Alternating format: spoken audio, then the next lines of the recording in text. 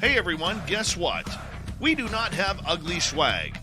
We have spaced out radio gear that you're going to want to wear. Why? Because no one wants to wear ugly clothing. So head on over to spacedoutradio.com and go shopping today. You'll be glad you did. And it's a great way to support our show. Once you get your gear, send us a picture of you rocking out in your SOR swag. spacedoutradio.com, shop there today, and make yourself look good.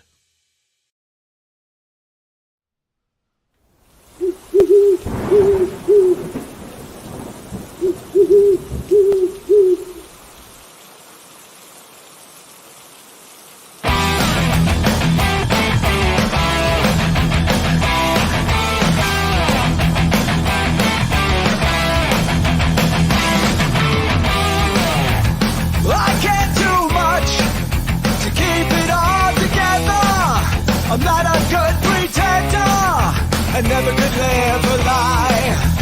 I said too much, and let it get the best of me, until it took the rest of me. I thought it was worth the fight, to fight for what's right, to right all the wrongs, to stand in our songs, to know we belong. No one understands, they don't have the desire, got their hands in the fire, and they do it again. We give it all we can, all we have is desire, got their hands in the fire. We burn ourselves and never say, never say, never say, never again. I never say, never say, never say, never again.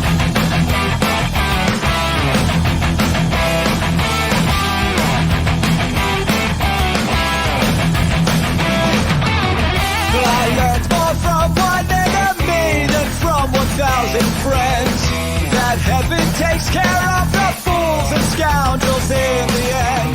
You learn more from one lie than from 1,000 truths. Greetings, space travelers. Welcome home. You just tuned your dial to Spaced Out Radio, the only place where you can own the night.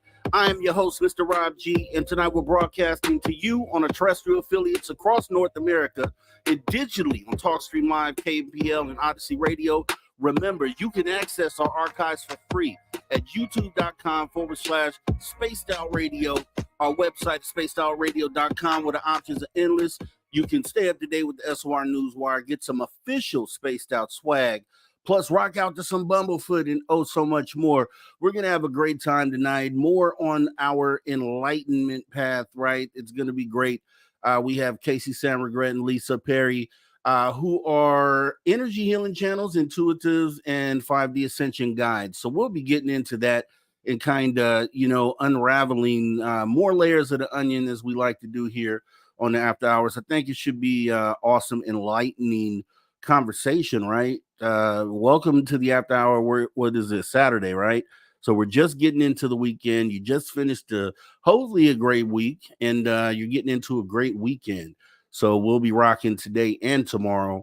And Jessica Jones will be back from her appearance on Coast to Coast, which I think is so awesome. And just so happens, as we go ahead and get in the chat and see who came in first, we have Race Fan who stepped in the building. Thanks for coming in, Race Fan. We have Eternity Eternal saying LOL, thanks for coming on in, saying hi, Rob G. We appreciate you.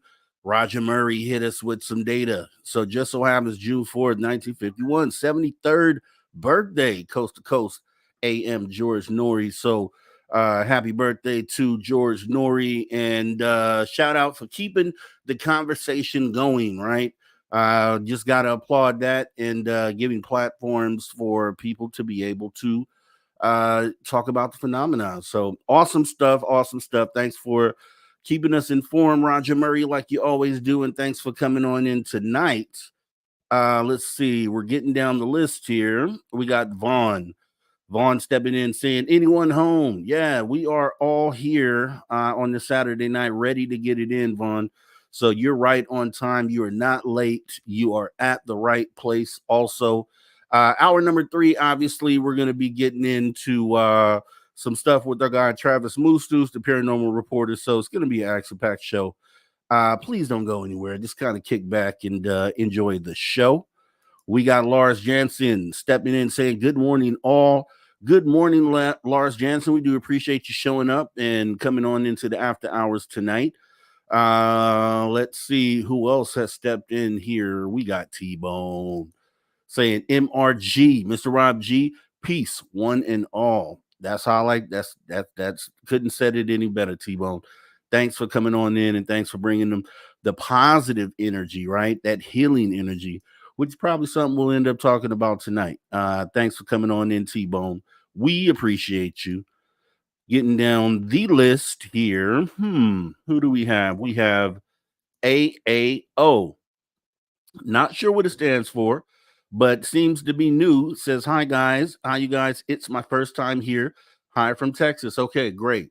So it gives me the opportunity to stop and say, welcome to Spaced Out Radio. You have tuned in on the night of After Hours, which we run here Saturday and Sundays, 8 p.m. Pacific until 11 p.m. Pacific.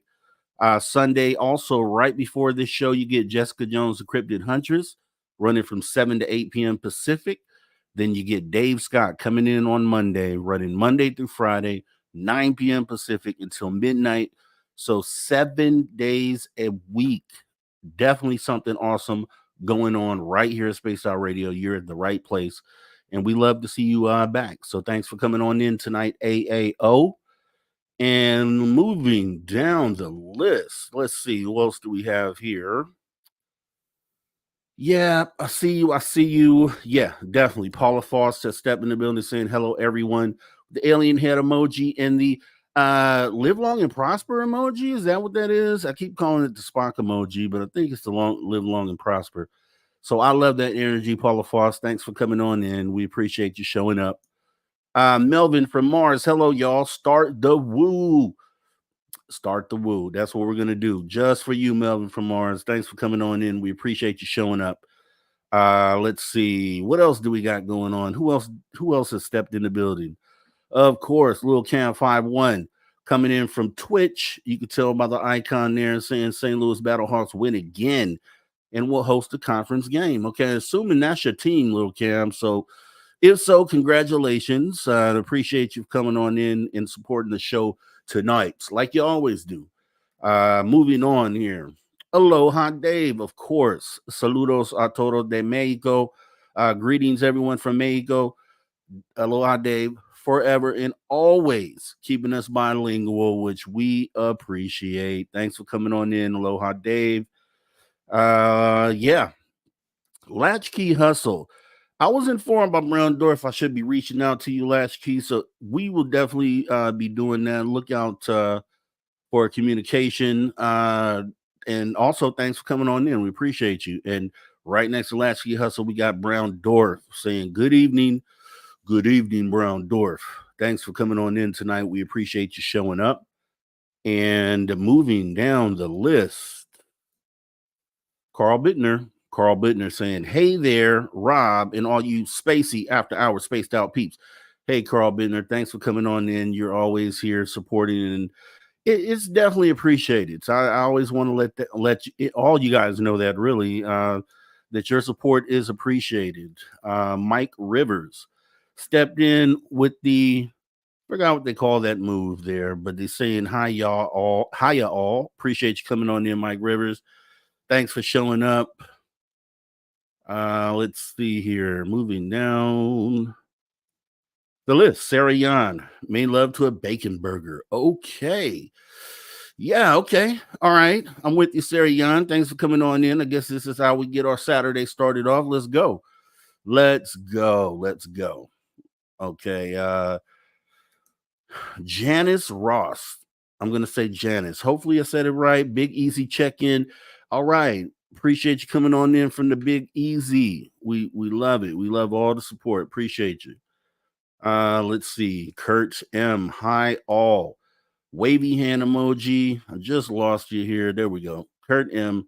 Wavy hand emoji. Thanks for coming on in. We appreciate you showing up tonight. We got Lakeside Laura. Wavy hand emoji. Can't really see, but I do see the heart emoji. So you're showing your love, and we appreciate you coming in and doing that. So thanks for coming in tonight. We need all the positive energy we can get. And Pare Marv is bringing it. So saying howdy, folks. Hey there, Pare Marv. Thanks for coming on in. You already know you're about to get the chat lit as always. So we appreciate you doing that, sir. Jennifer Patterson coming on in with the uplifting emoji. I'm just gonna call it that, but I feel positive energy from that. So appreciate you coming in, Jennifer Patterson, bringing the right attitude to the show. Yes, definitely. Who else do we have here? Looks like we have Adam Lane. Did the CIA finally come and take Dave? Well, I hope not. Now, hopefully he's here on Monday, reporting for duty. If not, I'll be filling in for him. But yeah, I don't think CIA got him. I think he's comfy, cozy at home, probably watching the hockey team that has the orange and blue colors. I think the Rangers or something like that. New York Rangers. I'm almost sure of that. Thanks for coming in, though, Adam Lane. We do appreciate you. Let's see. Getting down the list here, and that was actually a stab at Dave. Hopefully he's watching tonight. And I think that's about it. Yeah. Okay. So we are current. So once again, welcome to the After Hours. You already know. Okay. Nope. Okay. It always happens like this. Puck Elf. Hey. Hugs and fives all. Thanks for coming in, Puck Elf. Just Men, Sup Rob G, Blue and Orange Man Bad. Yeah, hopefully Dave was watching that. So like I said, once again, we're here at the After Hours trying to go ahead and get it in. W. Decker comes in at the buzzer saying, hey, Spaced Out Radio. Hey, W. Decker, thanks for coming in and supporting the show tonight. We do appreciate your patronage here at Spaced Out Radio After Hours, sir. Thank you. So yeah, once again, we're going to be getting into some really good stuff. It's all about enlightenment, energy, healing, elevating your consciousness, ascending, all the key words that really, I think, benefit us as humanity. So I'm just looking forward to having these great conversations. But what we do, like we always do, on these Saturdays, we go ahead and look back at the wonderful week that we had here at Spaced Out Radio as we go ahead and jump into the SOR time machine and check out the SOR weekly review. So I'm going to go ahead and bring that up. We're going to see what we missed. And like I said, if you missed anything, make sure you hop in the archive and check it out. But here we go, jumping into it. Do people know when they die? Lon says it's always a flip of a coin. If it happens really fast, say a car accident or something like that, they may not know. Lon, welcome back. Hey, Dave. Yeah, that's true. I mean, I there are many times when I have been in a situation where, when you're trying to get to the bottom of a case and it turns out that the person may have actually died very quickly and they just don't seem to know they're dead. And those hauntings, they can be difficult, but many times, if you go about the right way, if you call, a lot of it's calming the living down to stop freaking out so much, because that upsets the energy around them as well. But many times they will, and it takes a while sometimes, but many times they will move on. Is it on their own fruition? Or yeah. do ghosts like that or spirits like that, when they finally realize that they have unalived themselves, whatever it may be, okay, and it finally kicks in that they are now dead, do they go through like a depression, anxiety, and anger, or whatever it may be? Yeah, I guess you can call it that. I mean, it's not like the living, but I mean, I guess the realization is kind of startling to them. But other situations as well. Many times they want to stick around because of someone they don't feel like leaving. They don't. They feel like they got to stick around for one of the living because they took care of them during life, or and they just don't feel that they can move on. And that happens on occasion. There are various reasons. It's difficult to really explain communication with a spirit, or communication with what I call them energy, more than anything else. Somebody mentioned residual haunting. Residual haunting is just not, there's just nothing, any basis for any real energy other than the residual energy from the being itself. West Coast versus East Coast Sasquatch. The ones up here where I am seem to be a little bit more docile. They don't seem to be pissed off about anything. They kind of want to mind their own business. Yeah, they might give you a little peek and a little show every now and again. But for the most part, they're doing their own thing and don't bug them. What's it like for the creatures in Ontario? Pretty much the same? Or are they a little bit more aggressive? Are they a little bit, more angry? What do you think? I think it depends on where you run into them. Because I had an aggressive encounter out there in Alberta, Honeymoon Lake, before it was built up. At least I think it was Honeymoon Lake. It was where the giant size one paralleled me right back to my car when I was hiking counterclockwise around it.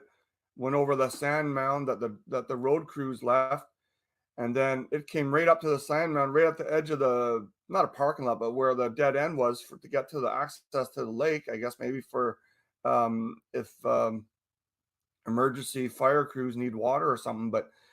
And then the next year, the same I think probably the same one followed a woman right into the parking lot after her in her car, and it was 3 feet above the 8-foot sign. So that's pretty aggressive in daylight. But back here, I mean, yeah, I've had a lot of aggressive encounters. Well, not a lot. I mean, they come up to you, but then they stop, right? But my most dangerous ones have been with the ones with the snouts. So those ones Would that are. be the Gugway ones? Sorry? Would that be the Gugway ones? Yeah, well, they got the snouts or dogmen, Gugway. I mean, I'm not sitting there holding pictures open on my phone trying to well, are you a Gugway or a dogman? I mean, right? But yeah, they seem to have, there's some with shorter snouts, and then there's some with the prolonged one, like the Beast of Seven Shoots. But I really think that's indicative of where you're researching. If you're remote, they can be really dangerous, like, get out of here. This is why we're remote. We don't want anything to do with you. Or if they're around, if they're used to people, then they take a more casual approach about you being around their territory. So the sizes can still range. I mean, they say the bigger north you go, the bigger they get. But I mean, I filmed a 17-footer at the Sass Dunes with 34-inch prints, and then there's bigger ones behind them. They just didn't step out into the open. As someone who is now open-eyed to this field and kind of wondering where it's going, there's been a lot of discussion lately about the politics of UFOs. And the one thing I love about watching this is it's bipartisan, number one. And number two, it's bipartisan going against the old school and the old way of thinking that we're not grown up enough to know what is happening with these topics. Before we get into what I want to chat with you about, what is your thoughts on the way that we see government officials attacking ufology to try and bring it out to be more clear and transparent?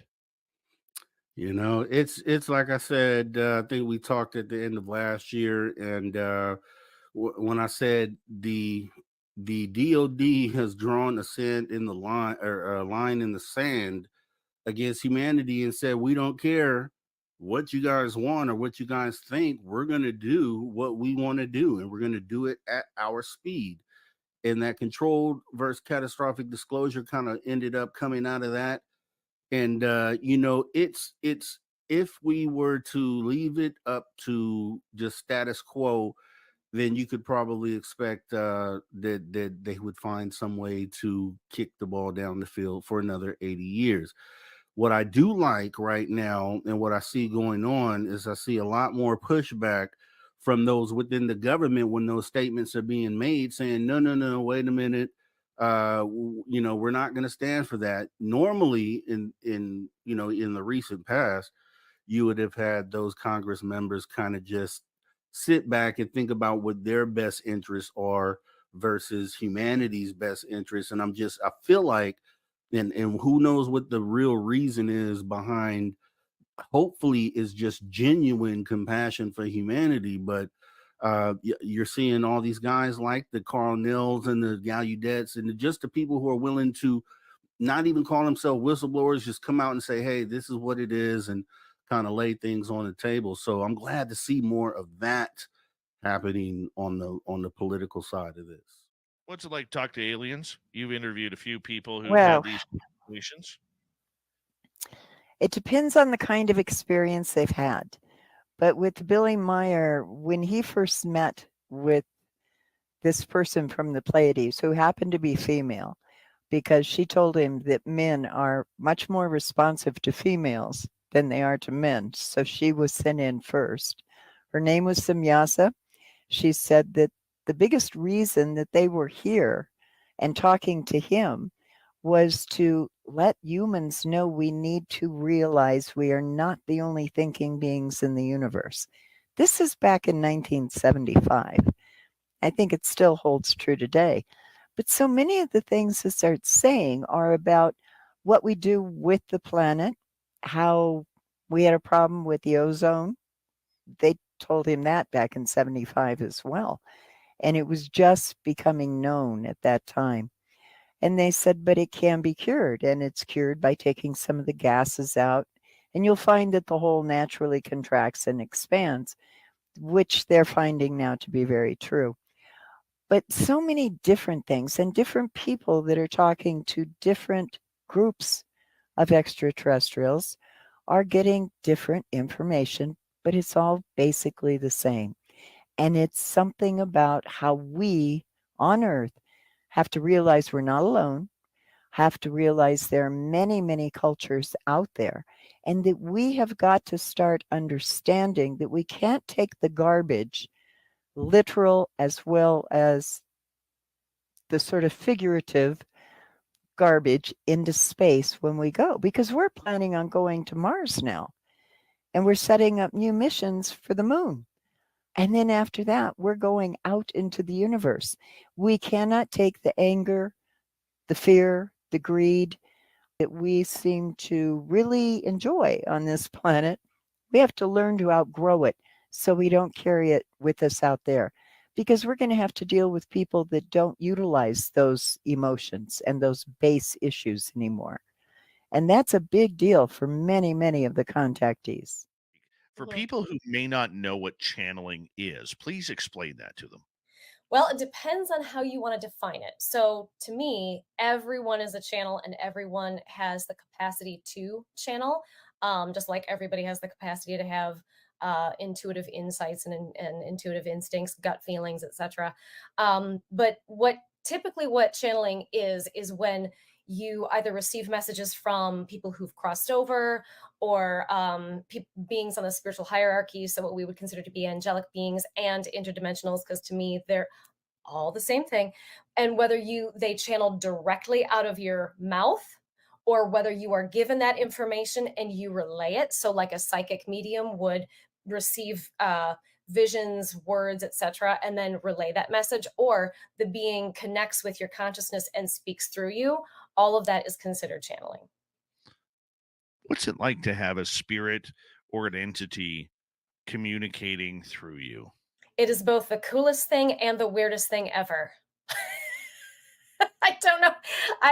It's the other people that think it's weird have to understand that it's infinitely weirder to the person that it's happening to, because you have to let go of a certain, I shouldn't say not let go of a certain level of control, because you're always in control, but it's like there is a releasing and an allowing of allowing this being to use you as a means through which to communicate. And so you have to allow the words to come out. You have to allow your body to move in the way that they are moving it. So it's really a process of letting go and allowing. And that can be a little disconcerting.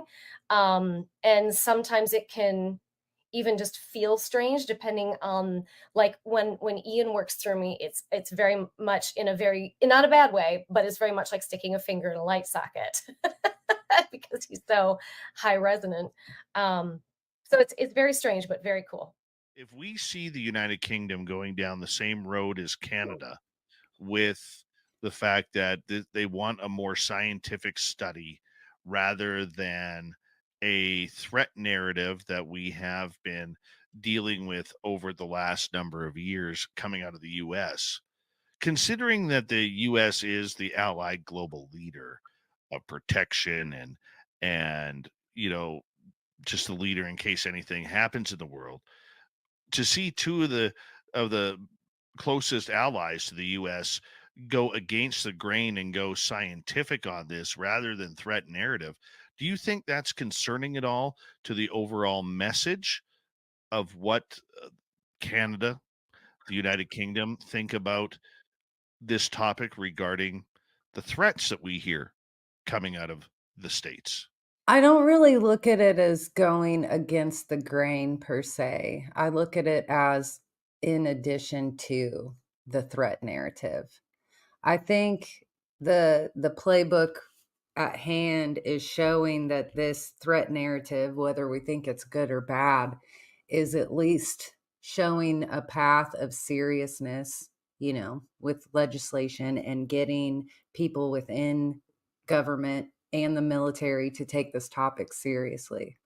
So if we can talk about it being a possibility of a threat and then maybe eventually rule that out, which I think parallels what we say about the Condon Committee shutting down disclosure in the past.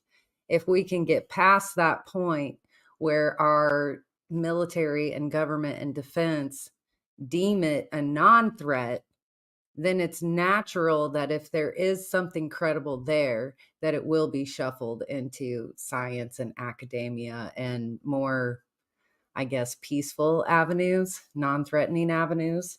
So I think that pattern, has shown that it works, whether it's the best one, it at least in the moment, it's working. All right. So we are back. That was the SOR weekend review. Once again, a lot of awesome stuff going on right here at Spaced Out Radio.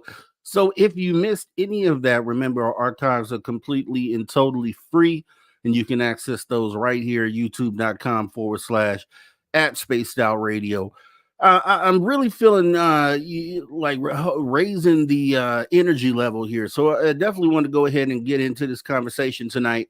We're going to go ahead and bring in our guests as we go ahead and get ready to hopefully uplift some spirits here. We have Casey Sanregret and Lisa Pare. Like I stated earlier, they are energy healing channels, intuitives, and 5D Ascension guides. So I'd like to go ahead and welcome them into the show tonight. Hello, Lisa and Casey. How are you guys doing? Hi, Rob. We're doing really good, thanks. Yeah, Rob, thank you very much for having us on the show. We're really excited about this evening and connecting with your audience. Totally appreciate you guys coming in and once again just kind of raising the vibration because I think that's totally needed, especially in the times that we're in right now. Now, what I would like to do with any conversation, any first-time conversation at least, is kind of get into what led you guys to taking this path. What was the turning point? Did you have any experiences, in your youth? And if you wouldn't mind starting from there. You go ahead, Lisa. Sure. Yeah. Well, I was born and raised on a farm outside of a small town. And I can honestly say that I've never known my life without energy because the land had ley lines all over it. So ley lines are kind of like cracks in energy where different energies flow in and out. So as I was growing up, I experienced basically the full gamut.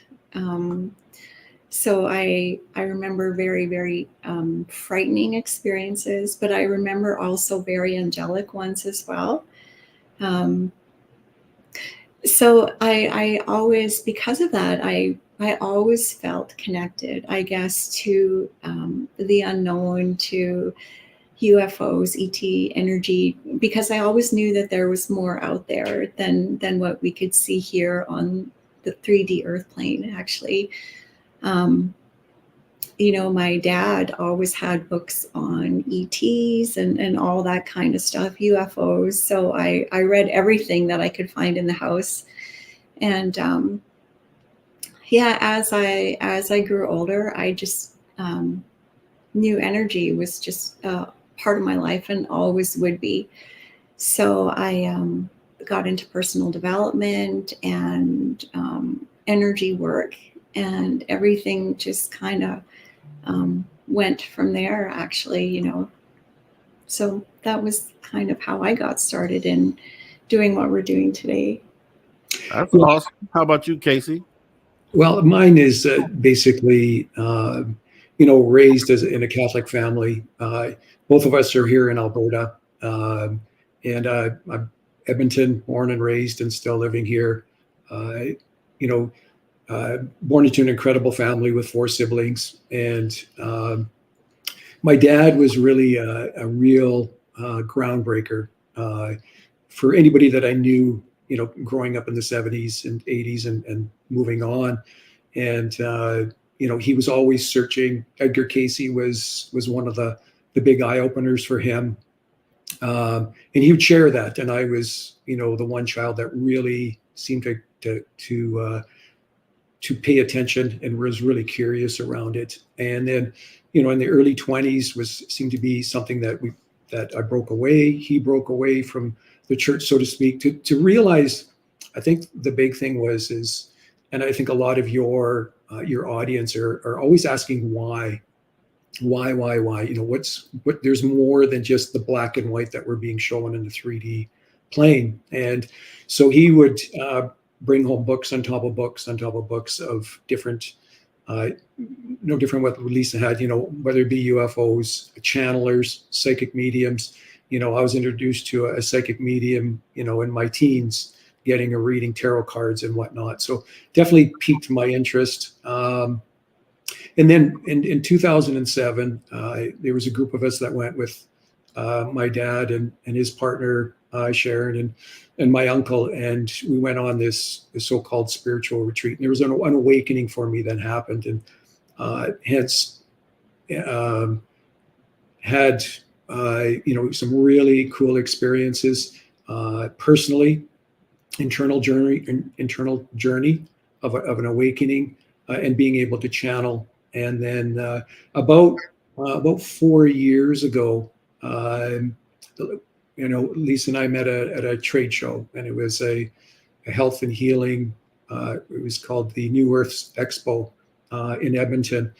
And from there, we just started to get to know each other a little bit more. And then there was, I'm going to say, almost an instant connection.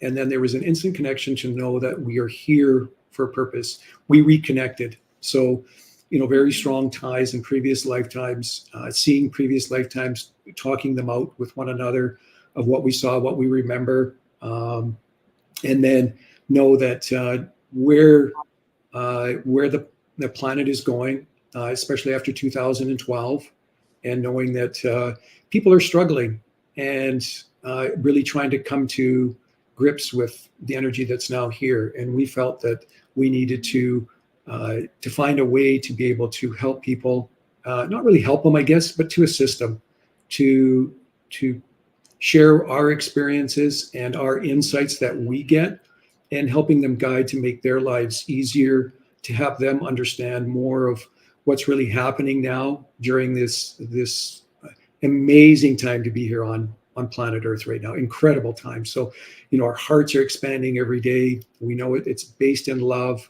and our connection with the people that we deal with, and with the energies that we deal with is heart-based love energy. That is awesome. That is actually really, really awesome. And just for the viewers, because I understand energy and what you mean by that, but what is your definition or outlook on energy and the importance of it as it pertains to our progression, and then also just the functionality of the world? Because I know Lisa talks about the ley lines, which again is something that I understand. But if you wouldn't mind kind of going into what energy means to you by definition, and then also how the ley lines and everything play into that. Well, we're all energy beings.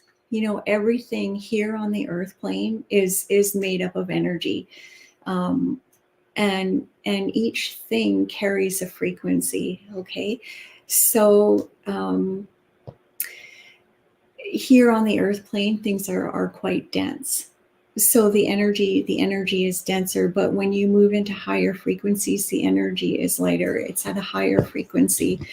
So yeah, we're all made of energy. Yeah, basically everything in the universe is energy, and it's just a matter of a frequency of where it's at. Planet Earth has its frequency. Us who are on there, the plants, the animals, even the rocks, everything it has a vibration to it. Whether it's a faster vibration or a slower vibration, everything, whether it's dense, it can move into higher. And as we continue to move into our ascension path as a planet consciously, that frequency is raising quicker than it ever has. That's in history that we know of right now, without having to go deeper past 12,000 or even further years ago. Great answer there. And because I had a guest last week, Susan Hill. We talked about being able, how powerful energy is, as far as it's almost like a superpower that you have within you to be able to translate or help the positive energy multiply out there, kind of spread around, in something that could literally spread around the globe. And I like when you talk about how energy is within everything, because I feel the same way as well. What is your definition of 5D ascension? From what I understand, it's an enlightenment process. Am I kind of correct by saying that? Mm-hmm. So 5D is not a place that you actually go to. It's a frequency that you carry inside of you. Okay. So it is a connection to your higher self, the true self, the truth of who you are. We are all aspects of the creator, aspects of the divine. And we all carry our own individual frequency. And depending on what we plug into during our day, we can either lower that frequency or raise that frequency. And we have free will, so we can do whatever we want to do. It's a beautiful gift.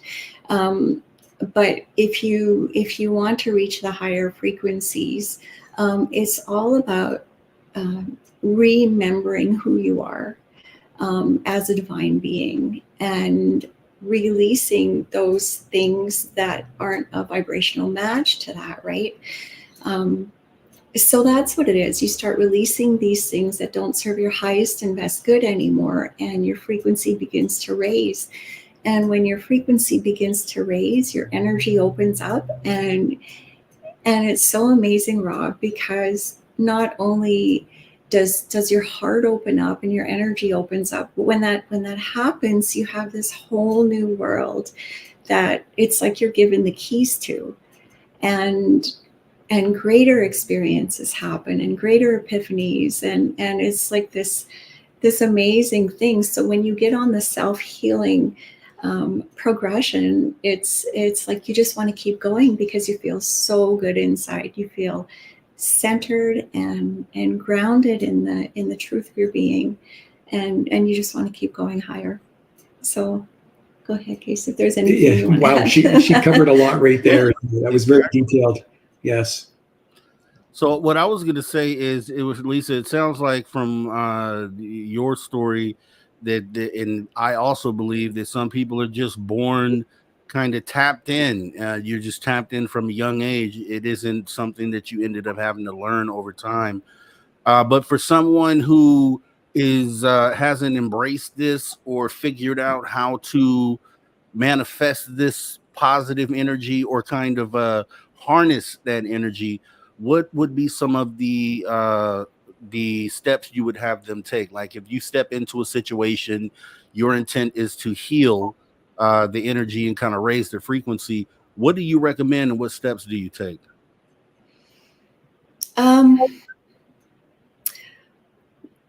If I were to give someone some guidance, the first thing I would say would be to have them be aware of where their thoughts are going during the day, because your thoughts, every thought that you have is a unit of creative energy, right? So if your thoughts are focused more on negative things, and you're kind of in that energy, it's great to have that awareness, because there's no change that can happen without awareness, right? So when you realize where your thought energy is going, you're able to shift that and into higher frequencies. And what we plug into during our day has a huge effect on our energy, right? What we're watching on TV, if we're plugging into the news, and anything like that, right? The lower frequency stuff, anything fear-based, it's great to just take a detox and just get off of all that stuff, right? And you will feel a difference in your energy, after a few days, for sure. So the first thing I would say is just be aware of where your thought energy is going, what you're putting your focus on, and shift that, and you'll notice a difference in how you feel. That would be the first thing that I would say. Yeah. And what would you say, Casey? What would be your... Well, Rob, when we deal with our clients, a lot of things that come up right away are very simple things to really get the energy flowing through your bodies, because there's stuck energy, and that stuck energy is usually emotional, mental. It could be physical as well, trauma that was there. And it's really about changing, where Lisa mentioned, your thoughts. So it's where you put your focus is where you're going to be. So we are more than ever very conscious of where our thoughts are. And, we've all since birth have been programmed in one way or another. We'll be there, our parents, our teachers, the electronic devices that we get on, the television. There's so many factors that really, I think, limit who we are, and it puts us into that fear-based or separation-based, because we truly believe and we know that everything is in oneness. We're all part of the creator source energy, and it's just a matter of us moving away from that separation, that programming that was there. So really being aware of, like Lisa had mentioned, where you're putting your attention, what are you watching, who you're surrounding yourself with. And you will know that people will begin to start to fall off as your frequency starts to rise. And then you start to attract those that are of like vibration or frequency that you are, that are, I use an example of your platform. Everybody that comes on can relate to what you guys are opening up to, and they feel comfortable within that platform, where they can share freely without being judged, without being ridiculed or in fear. And in the past, everything was fear. Our programs are in fear. So really, all of that really increases your vibration of moving into an ascension and really being heart focused. And we find that in this new energy, Rob, it really is heart focused. It's not coming from the mind. It's not intellectual. It's really manifesting from your heart and creating from your heart. And when you do that, it's love based, and then you're doing things you love. You're attracting experiences that you love, that are going to not be in fear and not be in judgment, but in love. And then you understand and you respect that everybody's on their most divine journey as well. And you respect where they're at, because each person came in with their own soul growth, and they're here to be here. And there's 8 billion souls here right now. Why is that now? Because this planet is moving into a higher dimension, higher dimensions. And whether they are aware of it or not, they did before they came in, to say, this is a grand time to be here. And I know you really, realize that and stress that and say, what a magnificent time to be here, to break new ground and to go beyond what we've been for eons as humanity. So, yeah. Definitely. Yeah, totally agree. And, us talking here, so I have an understanding of energy and the way that you speak about it. And it seems like it should be as simple as, hey, have a positive attitude, put positive energy out there, and stay away from negative energy. I mean, it sounds pretty simple to do, but when you actually uh, deal with individuals or coach individuals in situations like this, what are some of the actual hurdles that you find stop people from being able to just flip that switch like that? Honestly, I think the biggest one is a victim mentality, and not taking responsibility for what you have created in your life.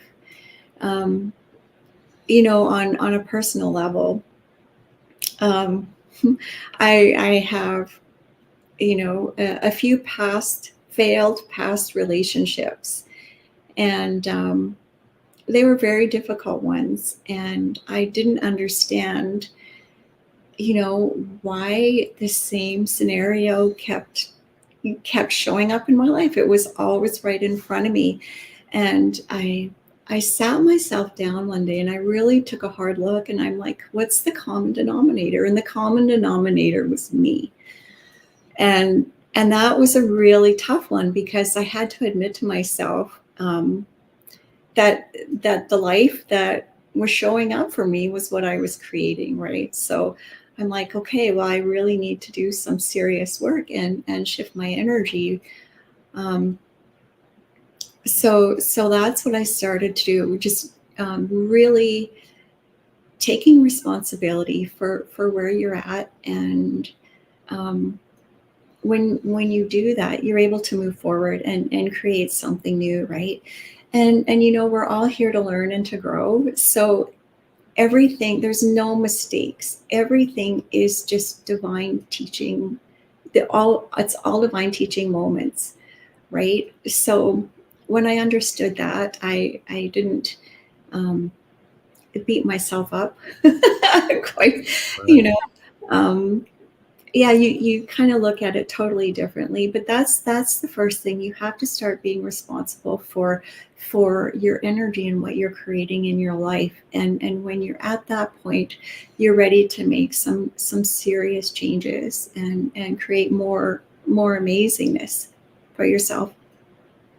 Wow. So that sounds like when you speak about victim mentality, just applying kind of some self-reflection and kind of just coming to that realization. So that's actually awesome information there. What do you think about that, Casey? Do you agree with that, or what would be some of the hurdles that you see most commonly?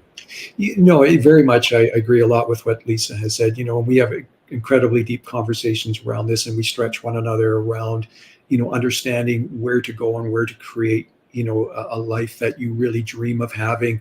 And, some people, it comes in different ways, and everybody's on their own path. So what is it? We say a path of enlightenment, for example, is really what we're on. Some people can come through it with more ease and grace. Some other people, it's trauma. It's going through the dark night of the soul, for example, a real traumatic experience that goes, wow, this shook me to the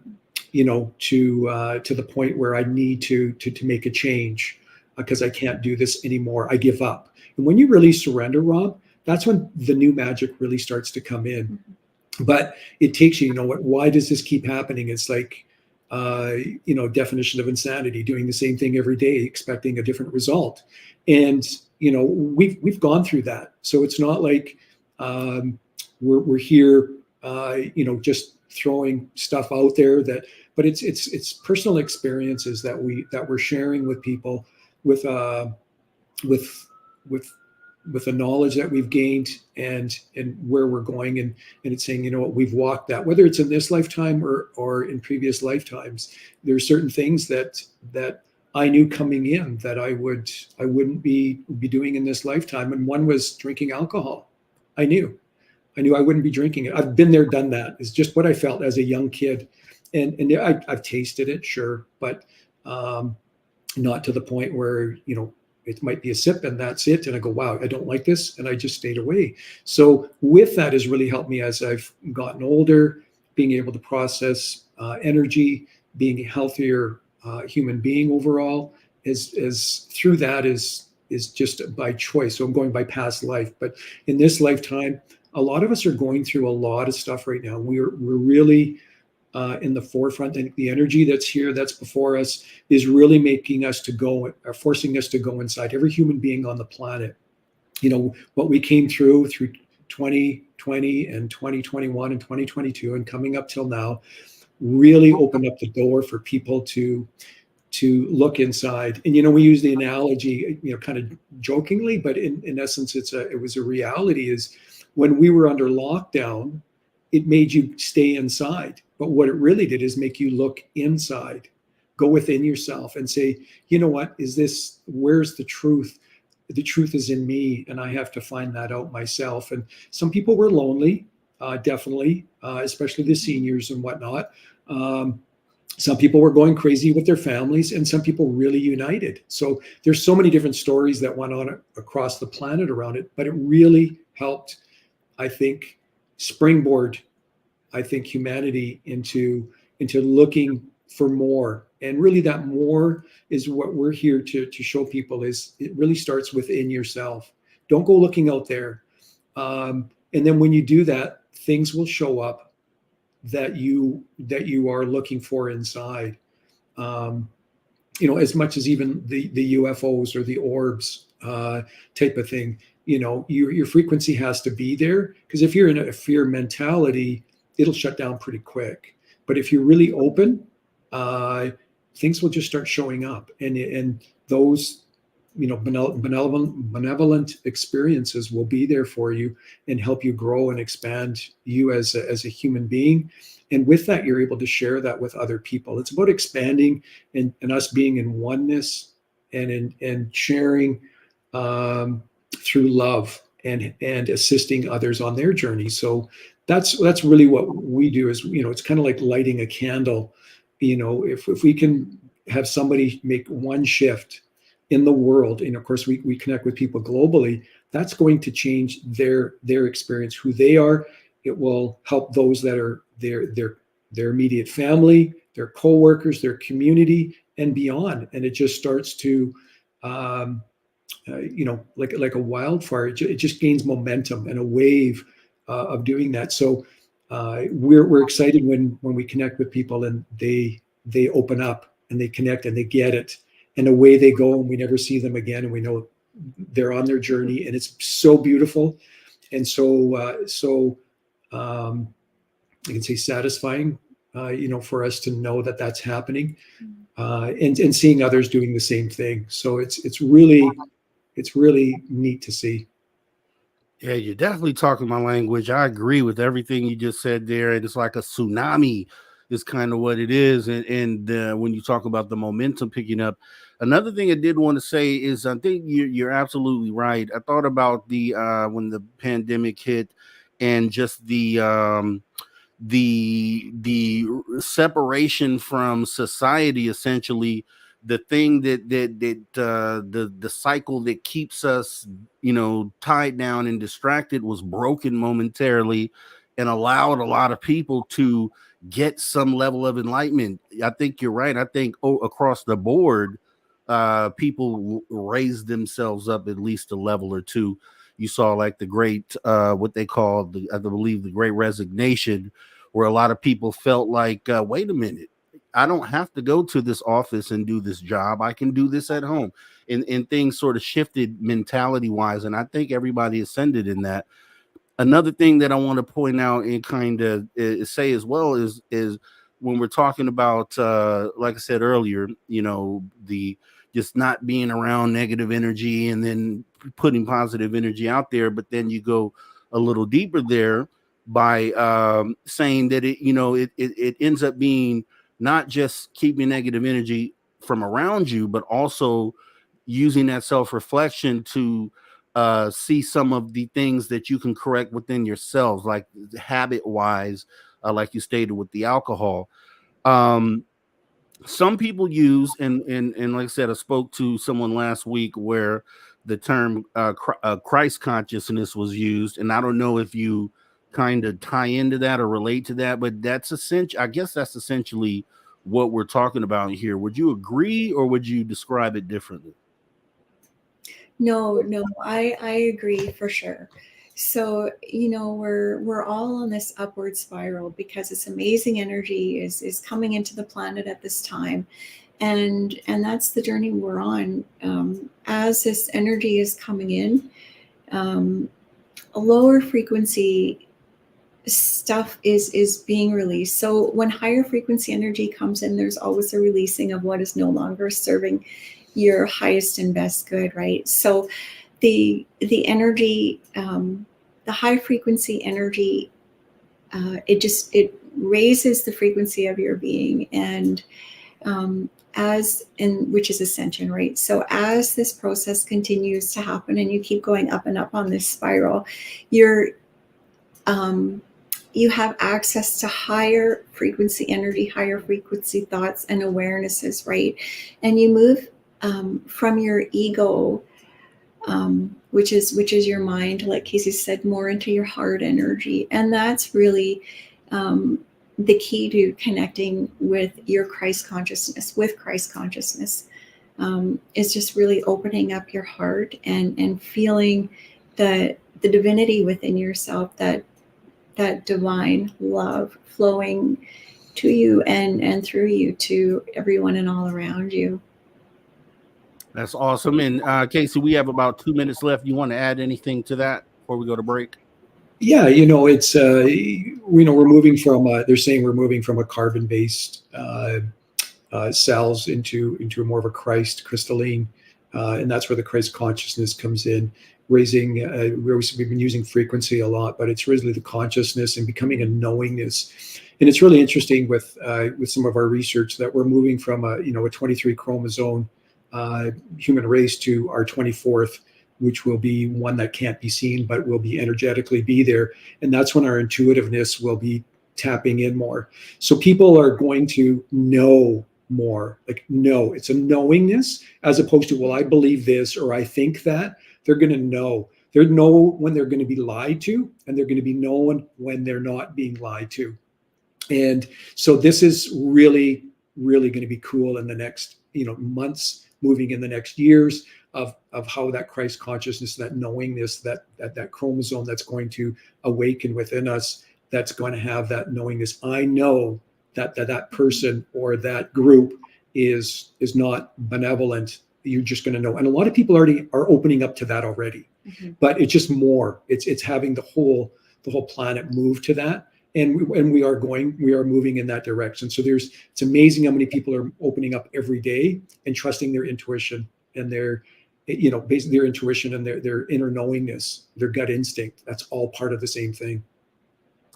Well, looking through your bio, there are a lot of great words that you use that are really resonate with me. Some of those being uplifting, assisting, ascension, things of that nature. So, I definitely want to get more into this, and with your mission being to heal, uplift, and serve in the highest light. So I kind of want to get some explanation and definition behind that. But what we're going to do real quick is pause for the cause.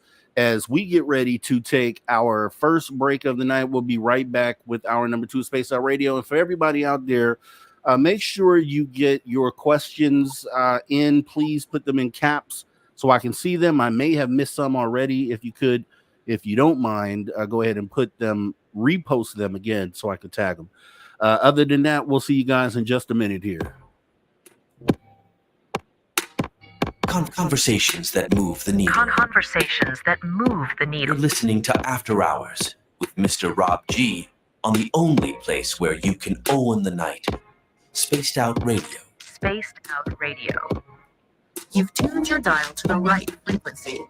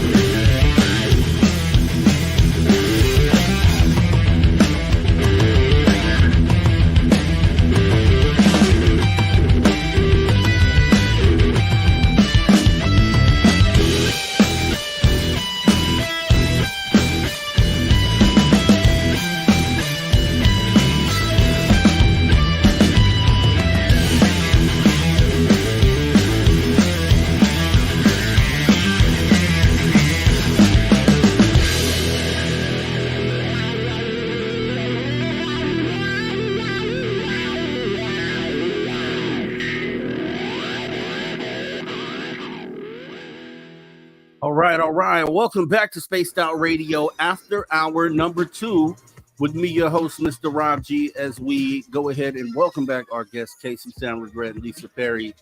And we get into some more of this enlightening conversation here. Before we do that, space travelers, you're already a space traveler, consider taking the next step and join the club. That's right. You can join the Spaced Out Radio Space Travelers Club for as little as $5 per month by joining our Patreon. Consider doing that. As we go ahead and jump back into the conversation, I did want to ask you both: have you, either one of you or both of you, ever had any extraterrestrial or paranormal experience or sightings? Anything that you're able to talk about there? I've had a lot. A lot of paranormal experiences, good and bad. ET experiences, for sure. I remember abductions. You know, I do have energies come to me while I sleep at night, because I'll wake up in the morning and my blankets will be nicely folded down at the bottom of my bed. So I know that they're working on my energy and helping me in what Casey and I are here to do. You know, I do remember being taken as a child. Very, very vivid memories. You know, I'd have to say one of the most benevolent experiences I had. I was going through a very difficult time with my daughter, and I was at the point in my life, in that experience with her, where I just I had to stop trying to make things happen on the way I wanted them to happen, because nothing was working for me. It was like energy was blocked in all directions. So I remember I was totally exhausted, and I remember laying down on the bed one afternoon, and I was like, okay, I have nothing left. You know, I turned it all over, and I just closed my eyes, and I was so tired. And I remember I was laying kind of on my right side, and I was really uncomfortable because I was laying on about 3 pillows that were stacked up, but I was too tired to move the pillows and get more comfortable. And I get goosebumps when I think about it and talk about it. But I remember, kind of as I was sleeping, somebody or an energy taking me by my shoulders and gently lifting me up, and just placing me down flat on the bed. And when I woke up a couple hours later, all of the pillows that I had been kind of leaning on, they were stacked up really nicely, one on top of the other, when I woke up right beside the bed. So I'll always remember that experience, and just the power of really letting go and allowing the beautiful energy to come and work with you in your life, right? And just releasing it, you know, your expectations. And oftentimes we really get ourselves in the way of much grander things. Yeah, I remember I see them in the sky quite often. I remember as a child, I remember at night I'd leave my body and I'd be floating around in the kitchen. And I was very young, and I remember flailing my arms trying to get control of how I would be floating, because I'd be upside down and kind of all over the place in my energy, and I'd try and steer myself and direct the way, you know, I was positioned. But yeah, I've had a lot of experiences. Wow, that's yeah. Okay, how about you, Casey? Anything extraterrestrial or paranormal? that you may have experienced? You know what? I don't have a whole lot, Rob. Definitely reading a lot around it. Many of the different, call it ETs, I guess, anywhere from the Arcturians to the Syrians to the, the Zeta Reticuli and the Greys and whatnot. So reading all of that made me feel very comfortable when I connected with Lisa. Seeing something, not really. There's one time I guess I could say that happened. It wasn't that long ago. We bought an acreage west of the city here, and we, before doing so, we always, anything that we move into or become a part of, we feel the energy first. That's number one. It has to be high frequency energy. And we knew that this piece of land was high frequency energy. And, we had our own intuitive insights around it that would say, okay, what is actually happening here? Who would be here? And basically they said the whole universe. So is right there with us. So our very first night staying out there, I got up at 3 o'clock in the morning and decided I had to go outside because this is a property that didn't have, it had an outhouse, okay, and still does. And I look up in the sky, and just on the horizon of the trees, because we're very well treed in, there was this flashing white orb going by, and I was listening, and no sound.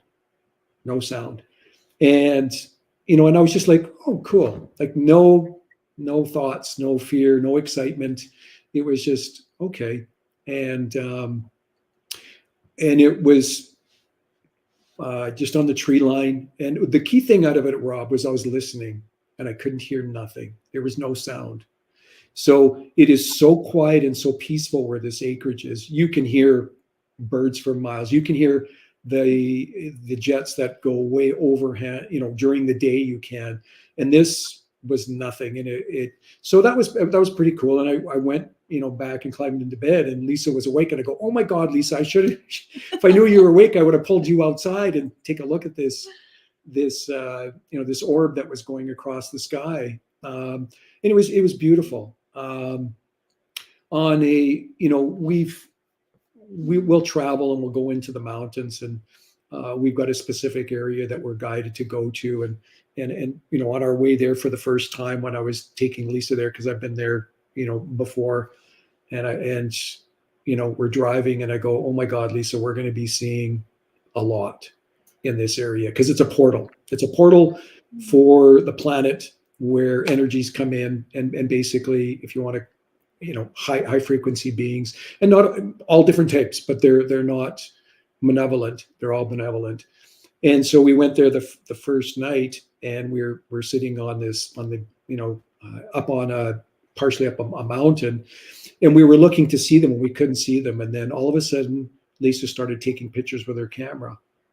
There were orbs. There were ships that you could see in the distance, and we got probably a dozen pictures in the ground, like on the edge of the grass. There were orbs around us. When we're out on our acreage, taking pictures, they fly right by us, and we see them. They come across the camera, which is really cool. And the other day I watched your program of the orb that's in your home. Yes. We have that. Our camera goes off all the time, and they're around us. We'll be in the camera, and we'll go look back on the camera, and they're flying around, and absolutely no fear. Like, we feel very, very comfortable in any of that type of energy. There's, I think of going back to being a young child in the 70s, and what television has done with creating really black and white. There's fear, and then there's fear really around all these programs, until of course Star Trek came out, and Star Wars took it to a whole new level. But and even then they paint this picture of, well, there's weapons involved, right? Do these beings really need weapons? I think that we are a planet that are being watched by, if not billions of different beings, I guess you could say, that's really keeping an eye on seeing how we're evolving, because we're critical in the universe. We're very unique. We bring a lot of love and emotion, which is key. So with that coming up as a kid, there was fear, and now there's such peace and knowing that it's not saying that we're protected, but knowing that when you're coming from a place from your heart, and this I really, this is my own experience because I haven't been abducted or anything that I'm aware of, is they honor you, and if you really do not want to be, you have this power within you to say no, and they will honor it. They will. And I've seen insights around with where Lisa was at when she'd say, this has happened to me, and then I would expand on it, and I would say, but they honored everything that you, whatever they wanted to maybe share with. She would share with them. That's the best way to say that. She would share up to the limit that she felt comfortable with.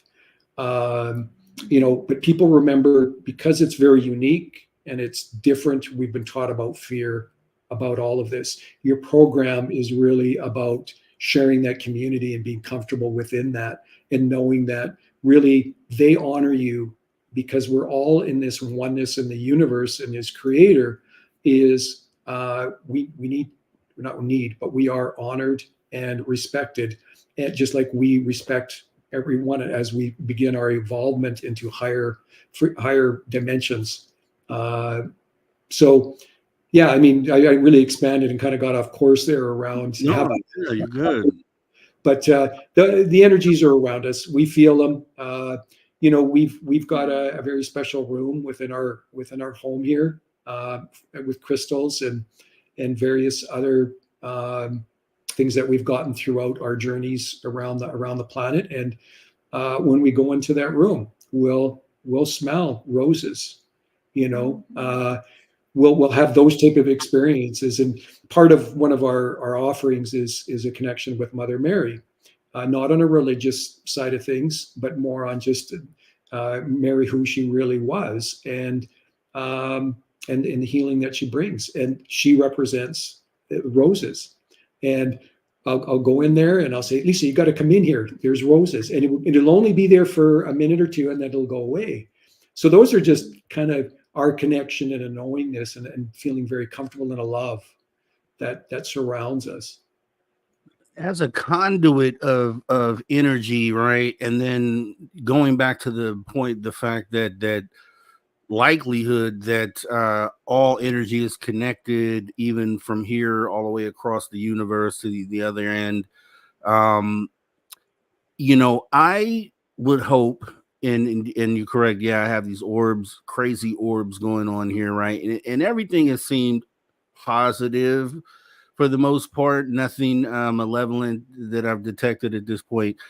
But, we would have to assume that with good comes bad as well. And maybe there is some sort of other type of energy. Obviously, we hope that's not the case. And we hope we could, if it was, that even the conversation we're having now and kind of getting positive energy out there could maybe overcome something like that as well.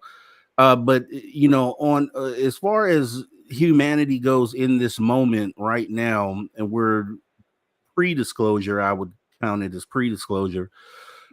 The frequency that most of the planet is on right now, how do if you had the power to change that, what would be some of the ways that you would help the planet as a whole ascend? Because I'm under the belief that once we get to the other side of disclosure, post-disclosure, if we're going to integrate with anything that's out there in the stars, then we kind of have to globally raise our frequency. So, like, what would be some of the steps if you had the power to change everything? What steps would you take to do that? Well, we each one of us has the power to affect the universe tremendously. Um, you know, like I was saying before, each thought that we have is a unit of energy. So if you are thinking lower frequency thoughts, if your thoughts are fear-based, or if you've got a lot of anger, that kind of thing, that's the energy that you're sending out to everyone and all around you. And that energy not only, it goes around the earth plane, but it keeps going. It goes out into the galaxy, out into the universe. It's forever expanding.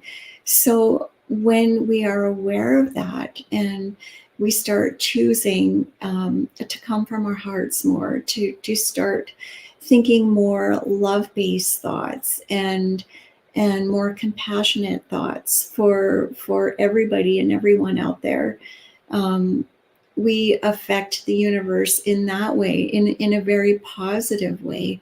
When we resonate that energy, we are sending that beautiful divine love, healing energy to everything and all around you and out to the universe. So we each individually have huge power within us to make big changes, just by our thoughts and where we choose to focus them, and the energy that we put out there.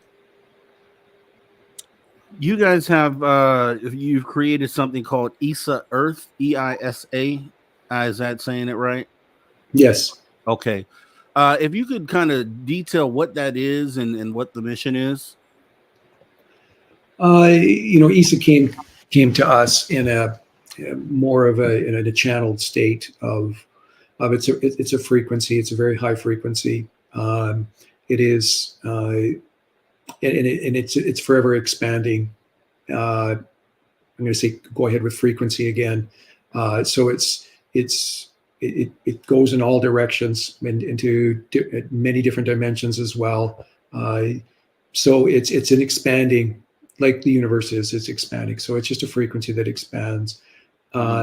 And that came to us, and it just seemed to resonate with us in creating a name for, I'm going to call our company or corporation, so to speak, that resonates something higher than what the normal terminology be used for referring to or creating a company, so to speak. So, and with that, our goal or our mission is really around just raising the frequency and in whichever way that we're being guided to. So we still believe that we're in the infancy of where we're at and where we're going to be going, and we're really wide open, and we don't really define and have insights right now where that's going to go. We'll share that towards the end of the show a little bit, but it's really connecting with people wherever we can. And we're very fortunate, coming in at this time of having the type of media that we've got, rather than having to say, well, we need to write a book or we need to, get out there somehow on the news, right? That's the past. And now we've got all these social media platforms that we're able to connect to through, and it's helping us to be able to connect globally, in a very wonderful way. So, we go through our stuff like everybody else does, and I think we're human. We go through the anger, the frustration of everyday life, so to speak. But really, more than ever, and it's a process. Like you were saying, how do you tell people to say that what would you tell people? Excuse me, you don't normally just change on a dime. Some people do, but you don't. It's a process. So we're always evolving ourselves and catching ourselves, and we're mirrors to one another. Excuse me here. So it's EISA Earth is about us through our guidance that we get to be able to, just like different channelers and mediums do, to raise the consciousness of the planet, basically. Yeah. Now, in my view, and I like to know where you guys stand on this too. In my view, one of the main things that it seems to be standing in the way of humanity's ascension is the powers of the world, just various governments, including our own United States government, where it seems like they purposely are intending on stepping in the way of this ascension. So how do you see that as the same way, and if so, how do we, when we're being suppressed in that way, how do we fight through that to ascend? So go ahead. Okay. You can. Okay. I'll start, and then Lisa can add to it for sure. Human consciousness is something that we try to gauge on an intuitive level now, and everybody is serving their part in that, in our evolution, and so the governments are doing their part in our evolution, and it's creating a contrast of where we were, where maybe they are, and where we want to go. And people are really going, you know what, no more. But if we didn't have that, Rob, maybe it might take us longer to get there. Like you're saying, they're getting in the way. So it's just a different way of looking at it, because everybody has their perspective around it. And I think that, having a look at it as saying they're serving in a way that it's making us to really go inside and say, you know what, I have a knowingness now of where the truth is. And I share that with different people on different platforms, or just with another individual that you work with, or a family member, and you're starting to discuss things and saying, have you ever thought of it this way? And Lisa and I really, around the dinner table, have many deep conversations around stretching beyond what's here in front of us today, and what's we're being told, or people are being told, not so much as what we're being told, because we don't really listen too much anymore. We base it on our own intuitive guidance and that way. So it is a different way, but knowing that knowingness, as which I mentioned earlier, was as we open up with our 24th chromosome being activated, our DNA, opening up, is people are going to know, and where the governments are going to, disclosure is happening. It's happening all the time. It's going to continue to happen. And this year is a big year, 2024. A lot of people, we feel it, and a lot of other people are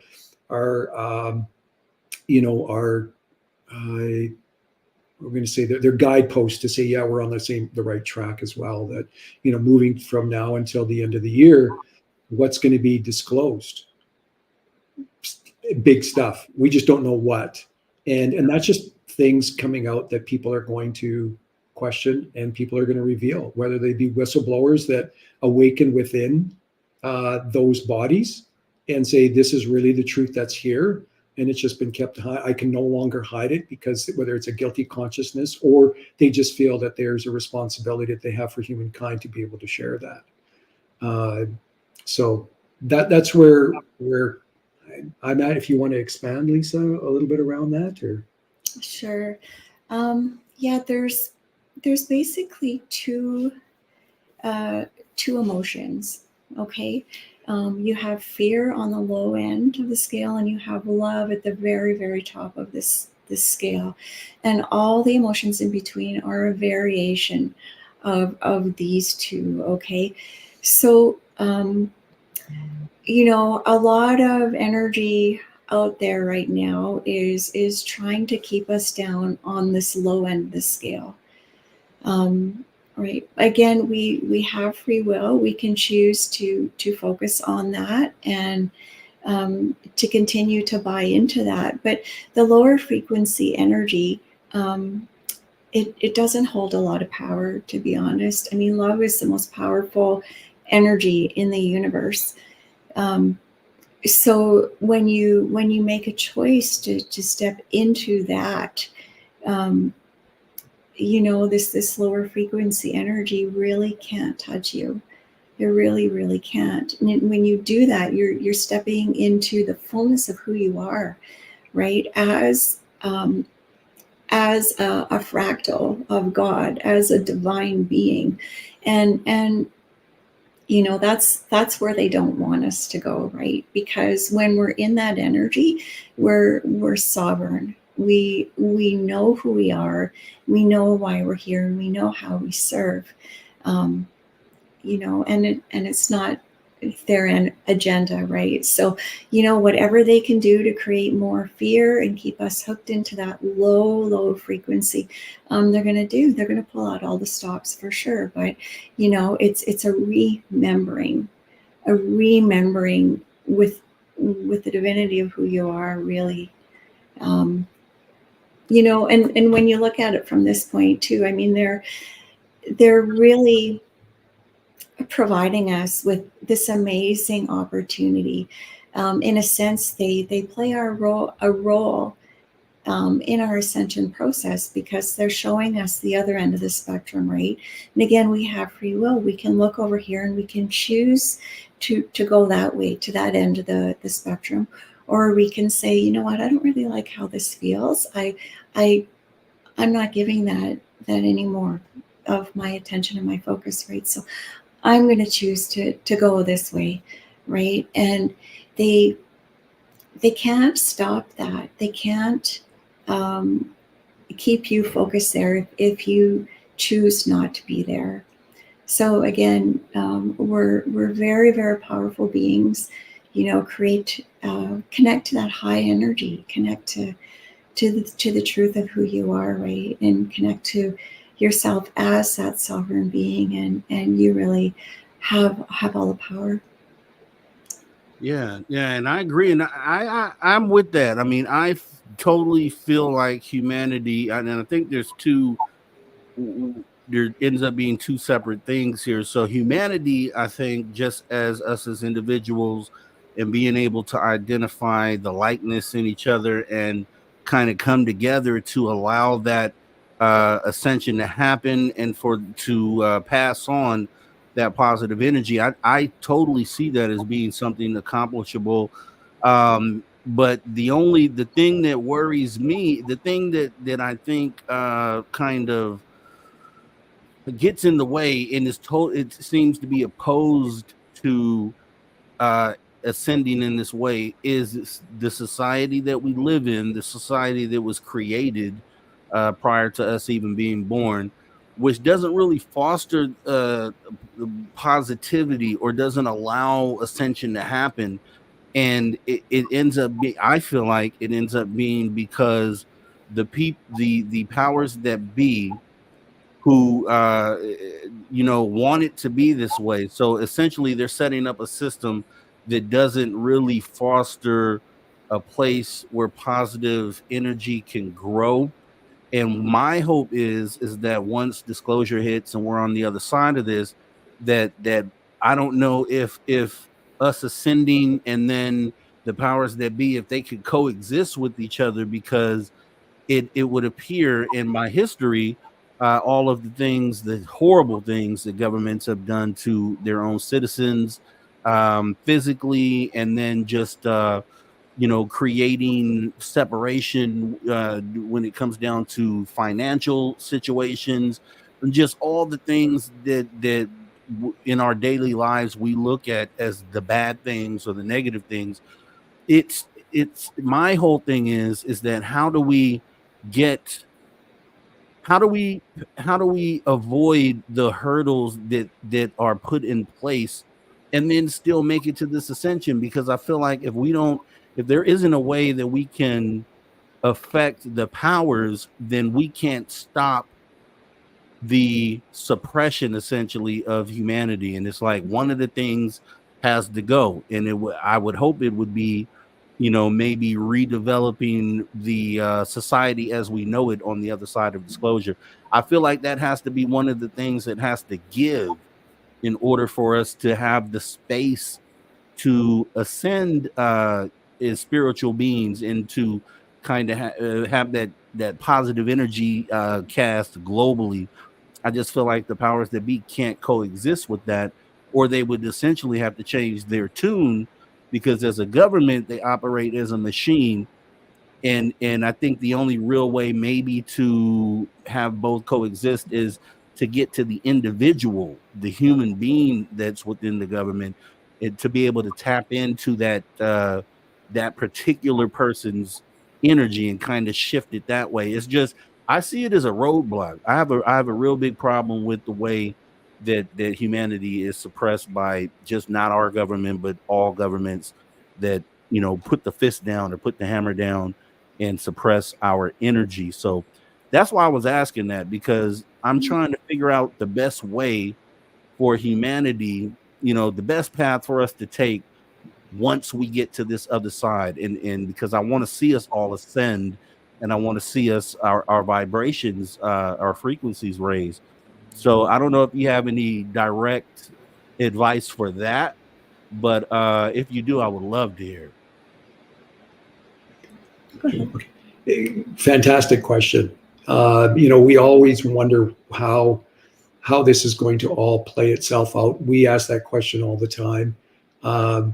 We're tools are coming to us within ourselves, Rob, to not see it the way history saw it in the past. We know the answer is not war. That's the past. Right.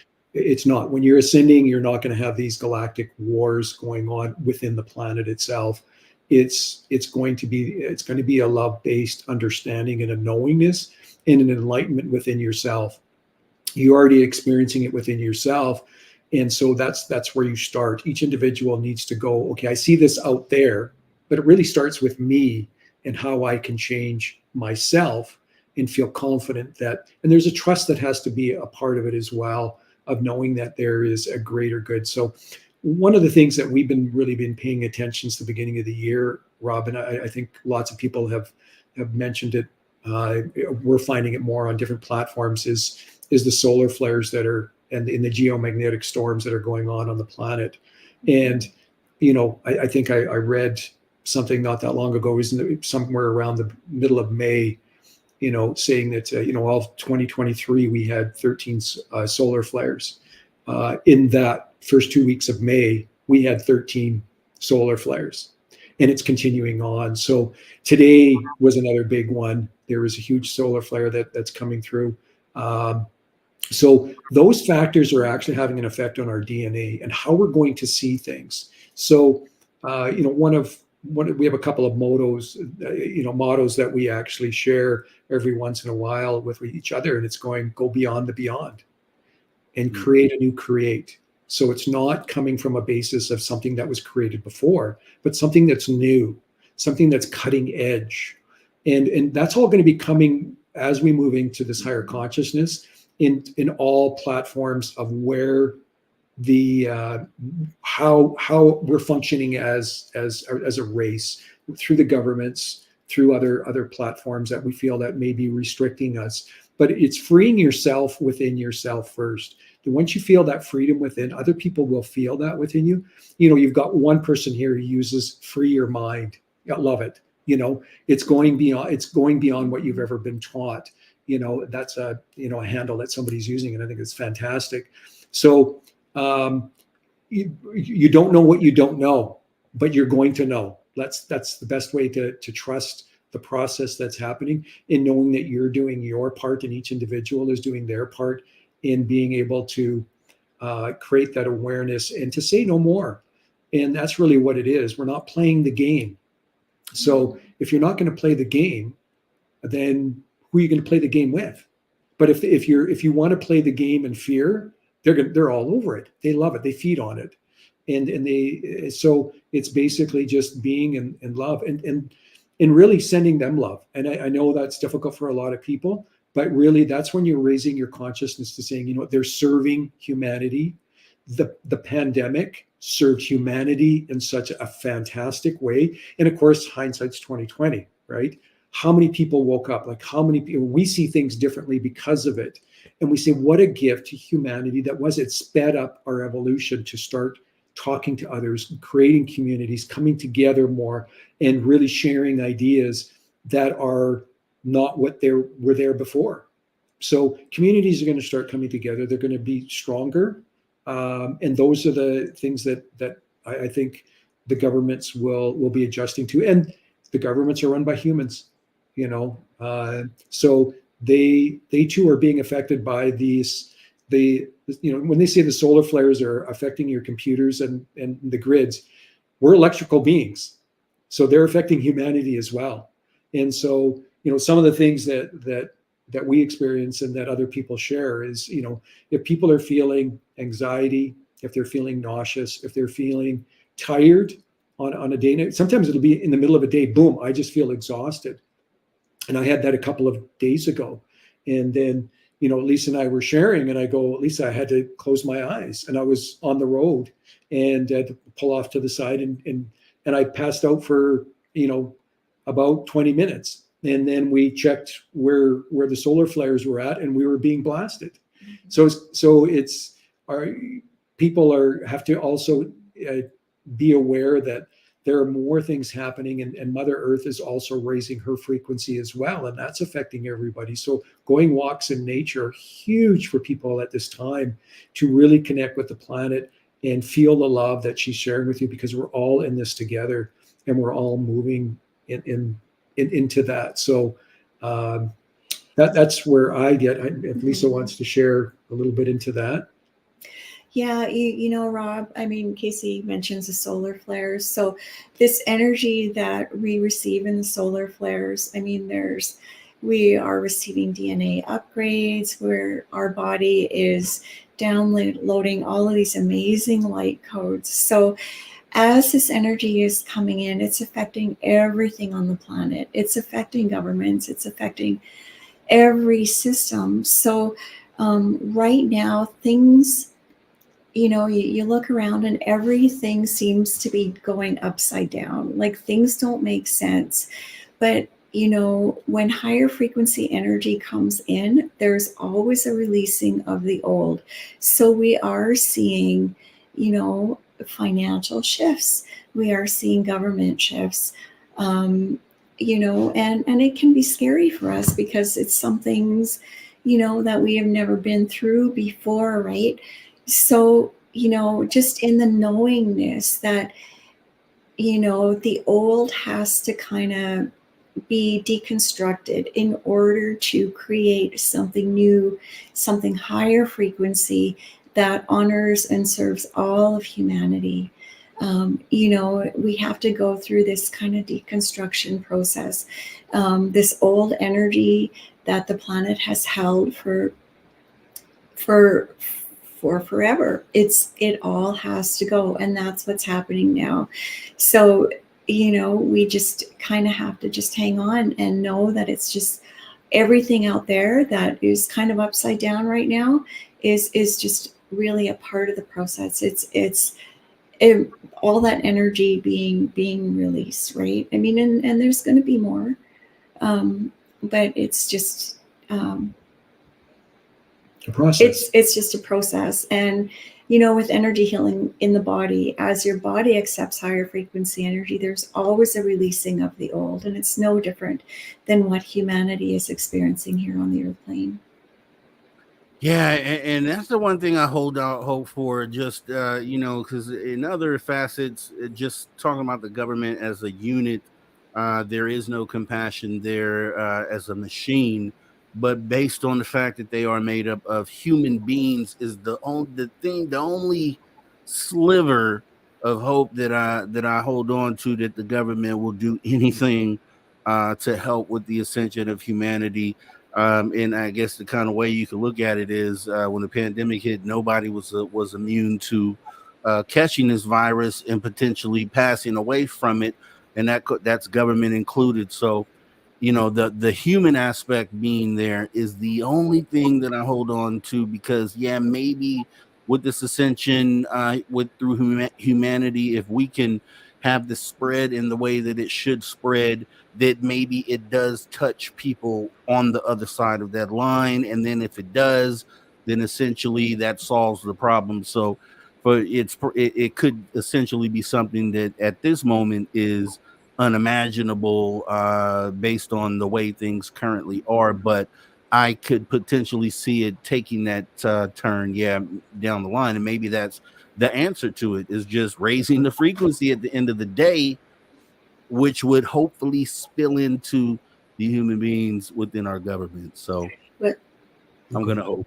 yeah, so absolutely, Rob, because everybody is receiving this energy. Each person here is receiving this amazing frequency uplift, you know. So yeah, it's incredible. Yeah, and to add where you're at there, Rob, I mean, everything doesn't, can't, if things were to happen with like say a lightning rod of an experience, it would really shake, humanity to the core of, are we ready for it consciously? Is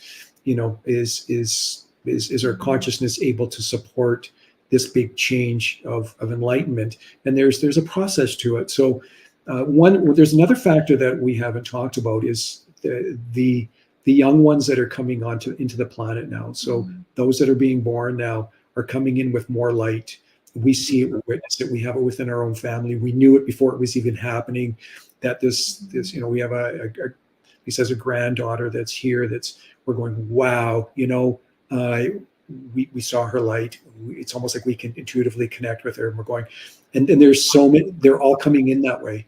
They really are. So they're coming in with a remembrance of their light, of who they are. So like Lisa has mentioned, the remembering. So remembering, we have to do that as who we are already existing here. But they're coming in with remembrance, and they're coming in with more light, and they see life differently than what we do. And it's really interesting with our own kids and having those conversations, albeit they're in their 20s and 30s, is they see things a little bit different. And then the ones even younger than that are teenagers, and they're feeling more confident and being able to speak and sharing their point of view. And I've had that experience around, with my oldest son, being around, people that we're around that were my age, with a bunch of buddies of mine. And he says, you guys see it this way, but this is the way I see it. And we're going, and I was so ecstatic with what he shared, because it was a different point of view, and it was newer, it was lighter.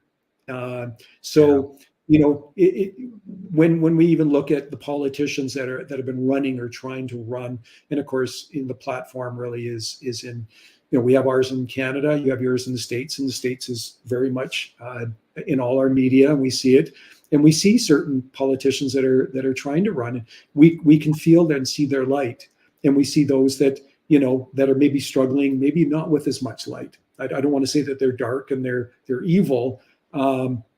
But they're caught up in the game that has been running for so long, and that game is really not going to be played by the common people.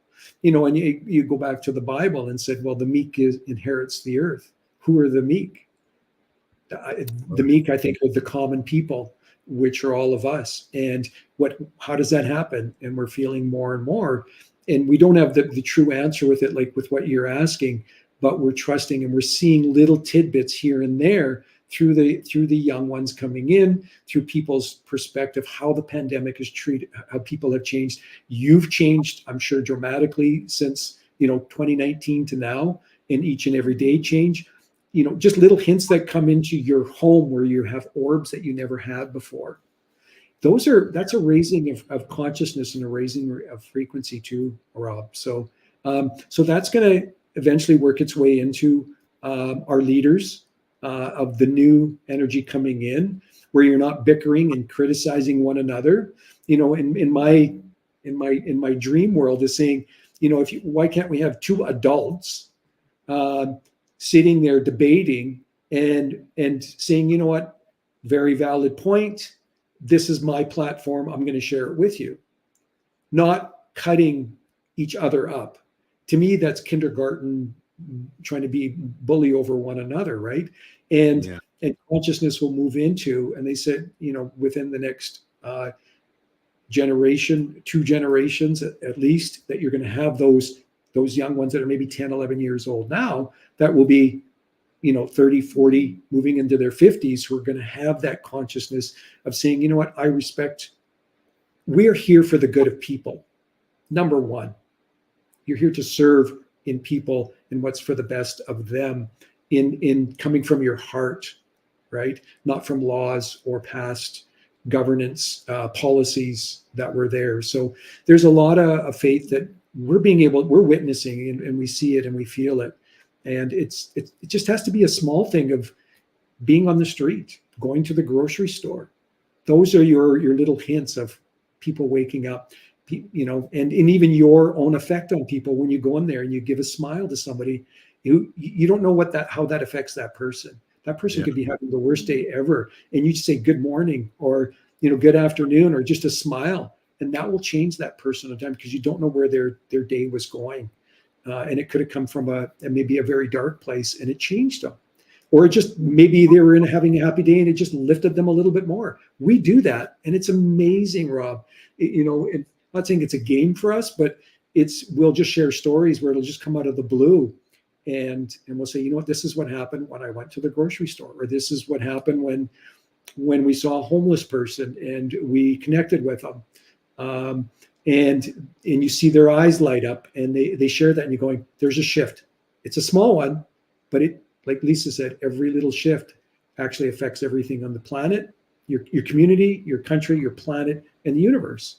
So yeah, I agree. And I'm just when you're fighting for this all the time, and I consider like what I do in the conversations that we end up having is that fight to try to get there or try to figure this out. I just look out and hope that there aren't things that come along, agendas that kind of go against the ascension. Anything that is against or against the ascension of humanity, I have an issue with, and I'm always wary of, and I look out for it. But you're right. I mean, the positive energy that you put out there, I know it was probably about 15, 20 years ago. I was just in a Walmart, and I was buying some shoes for the gym, and while I was in line, the lady behind me just paid for it. She was like, I'm going to pay. I told her, no, don't do it. But she insisted on doing it, and she went ahead and did it. And it was just one of those moments where you're right, where you could just do a small thing that really could turn someone's day around. And I'm all about that. And I'm glad that that's what you guys promote. And as far as, the healing that we need to do as humanity, and it could be as simple as doing what you just mentioned there. So I think that's awesome to kind of put out there for the world. So I know we had at least I thought we had some questions here. Let me see. I think these are more comments. Let me see. Okay, well, I did have one here from President Zaddy asking, would you rather go to another dimension, or would you rather go to heaven if you had the choice?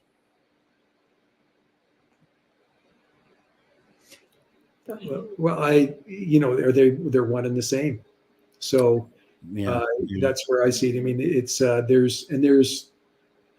we've always seen it's a place to go, or is it a place within our soul or within our essence of who we are, is really where it is. And heaven on earth. I mean, when you say the Our Father, that has a different meaning to different people, but that shall be done on earth as it is in heaven.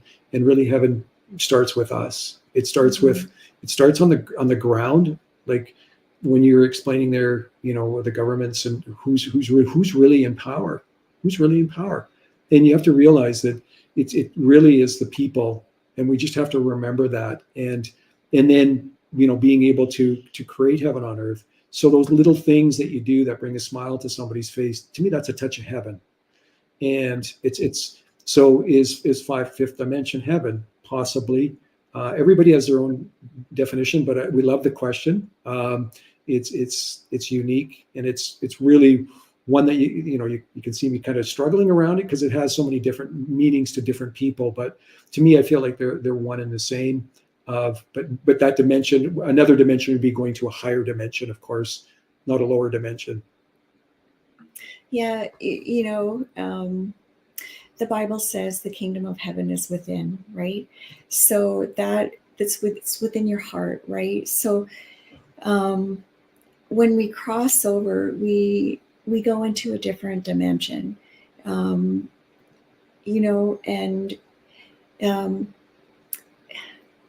heaven, I don't believe myself, is a place that that we necessarily go. I believe that it's a frequency, right? So if you just, yeah, I don't know what I'm even saying. But So it's just, yeah, I mean, the kingdom of heaven is within. So when you cross over, you go into a different dimension. But the love is there, right? Like, it's just there. It's part of who you are. That's just what I Yeah. And heaven is light, right? And a lot of people who have near-death experiences say they go into the light, and those that don't get there, and you say, they're more on the paranormal, that are kind of lost in between here and there, and the light, in guiding people into the light, and moving into that light is moving into, if you want to call it, heaven. And then you however we think linear, but when you get into multidimensional thinking or quantum thinking, it really is beyond something that we can explain. So it's the light is there. It's always there. It's within us. We are part of that light, and that's what you go back to without your physical body, and then you would come back again in your next life to experience this all over again, and hopefully a better and benevolent and wonderful way.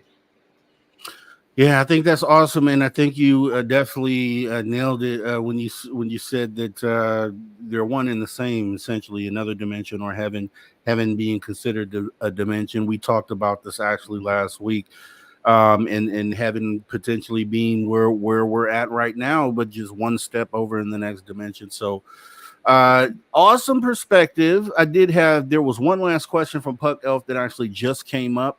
Around the healing energies. Puck Elf is asking, when you channel your healing energies, what is your mental focus? For me, I always connect to Creator, Source, right? So it's that divine love, because that's the most powerful frequency in the universe. So I make sure I am totally in oneness with that. The energy starts coming through, and I'm very clairsentient, so I can actually feel what's happening inside the person's body or in their energy field. And I do get shown as well what is happening as the energy is coming through. So that is my process. I know in the shop, the energy is channeled basically. We can only hold so much energy. And I know when the energy that comes through is finished for that person, for that particular session, because there will be an energetic release. And even if I were to try and channel more energy to that person, it doesn't happen. It's like this person is done. So that's my process. I just I feel and I see the changes and shifts that are happening within that person. That's awesome. I want to make sure we get this actual last question in here that just came in from viewer AAO. Was asking, are you guys familiar with people that have had cryptid encounters and ETs that send healing frequencies through those humans if the cryptids are injured? Not overly, no. You know, it's but people can have attachments and you know, your connection to your ETs. It could be a definition of many different names. It could be, well, I've got an Octurian working through me, or a different type of being. You know, everybody's different with who they choose to connect with and how they connect with. And we choose to, you know, we know there's we call it a, you know, a group or a high connection to many sentient beings that don't have a name, and through that is that are could be part of the process, but we really just trust the process out because it seems to be working, or it does work very, very well, you know, and being a very clear. When I first started channeling, there was no name. There is no name. It just seems like it's whether it's my higher self that's connecting to source that comes through. So, you know, there is no right way or wrong way. The main thing is that people are being shifted in a benevolent way in their healing process. I don't know if that answered the question or not. Or Yeah, no, that's great. Anything to add to that, Lisa, before we wrap up? No, I think Casey covered that pretty good. All right, all right. Well, from me, I definitely just want to thank you guys for coming in. And do you have where can people find you or look more into what you're doing? Well, we've got two platforms that we connect people with. We've got our Substack page, which is EISA.substack, and people can subscribe there. We've got a free subscription, which offers people that we do a monthly, first Monday of every month, we do a meditation for half an hour, a group meditation, and then we have a message of the day that whatever we're guided, we share that. And it's insights with what's going on the planet. And then we've got it's called Soul Sparks, and it's just little sayings that we just get, and we add a nice little background to it that people get. And then we've also got those that have a paid subscriber. Excuse me, I'm going to use my glasses here. So we've got post-infused energy healing. We've got Q&As, energy healing tips, divinely guided energy attunements, planetary energy updates, which is also part of our sometimes our daily messages. And then we're going to be moving into podcasts soon. So we're at the beginning stage of all of this. And then we've got a store that is really, Lisa really navigates, and it's EISA, that's on an Etsy store, at EISA Earth on Etsy.com. And we've got different platforms or listings that people that we're being guided to that people will resonate, that will help them in their healing journey and their ascension journey. And in that platform there, we've reached over, we've had over 11,000 sales now over the last 2 years.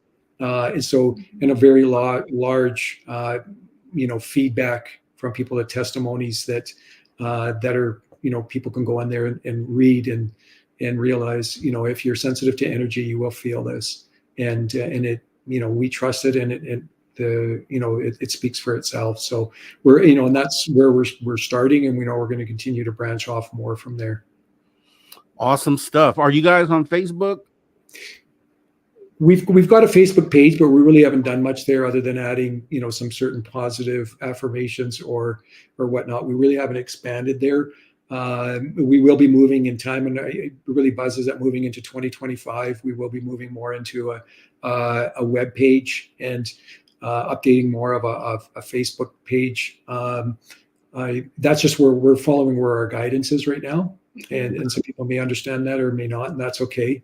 But yeah, we're having a grand journey, and we're really excited and continue expanding out, and we really appreciate what this chat with you and being a part of your platform and what you guys are doing for the planet and for everyone is amazing. So thank you. No problem at all. Keep being great human beings and putting the right message out there. It's needed. Everyone doing their part, and you're doing something important there. I'll be reaching out to you guys through Facebook so we can stay in touch. And maybe do some collaborations also down the line. Definitely want to thank you guys for coming in. I appreciate you. You guys have a great rest of your night and take care. We will. Thank you so much. Yes, and thank you very much again. We look forward to connecting with you in the future. We will talk soon. Take care. Take care. All right, guys. So there we go, right? There we go. Casey Sanregret, Lisa Pare, getting into energy. And I think energy is definitely something that we need to make sure that the positive message gets out there, just all the good stuff, right? If we had a way to get rid of all the negative stuff, we know we see it there, or kind of not giving that negative energy the light, essentially, is kind of the basis of what we had just done here. So outside of that, I definitely want you guys to just hold tight as we go ahead and get ready to jump into hour number 3 right here on Spaced Out Radio. You guys kick back, don't go anywhere. Conversations that move the needle. You're listening to After Hours with Mr. Rob G on the only place where you can own the night. Spaced Out Radio. Spaced Out Radio. You've tuned your dial to the right frequency.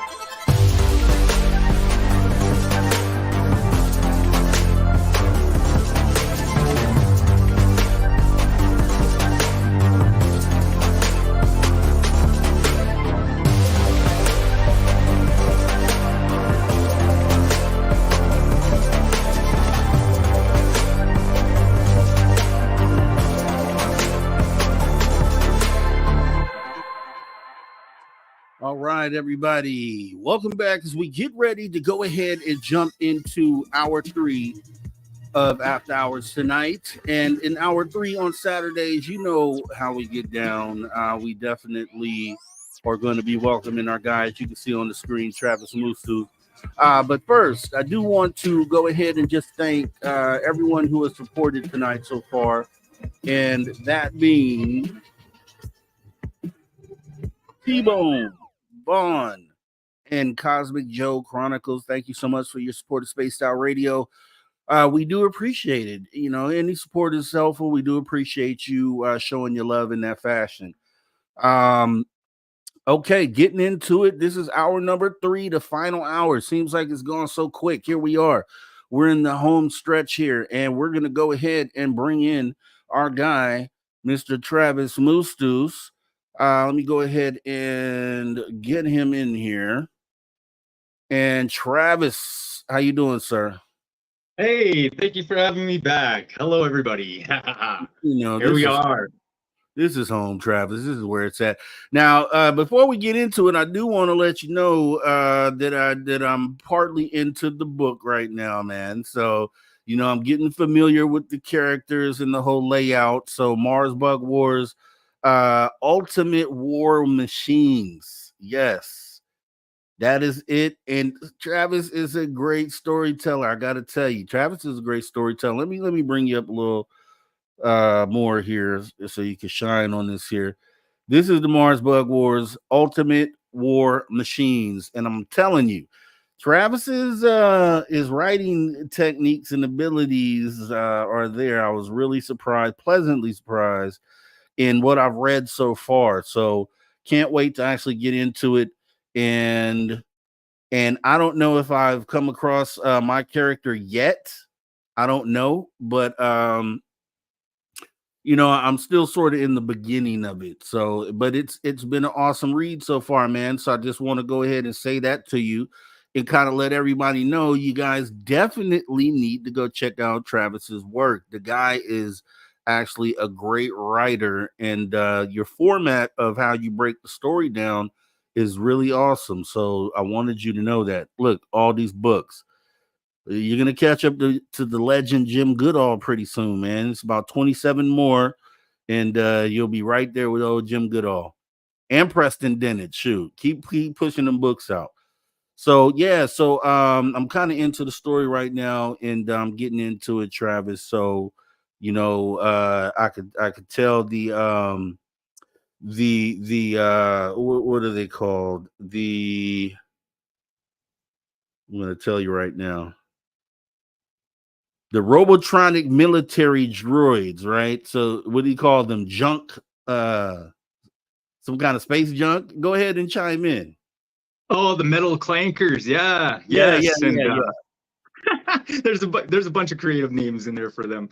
The scrap metal junk, everything. Yeah, no, they're the dude has quite a disdain.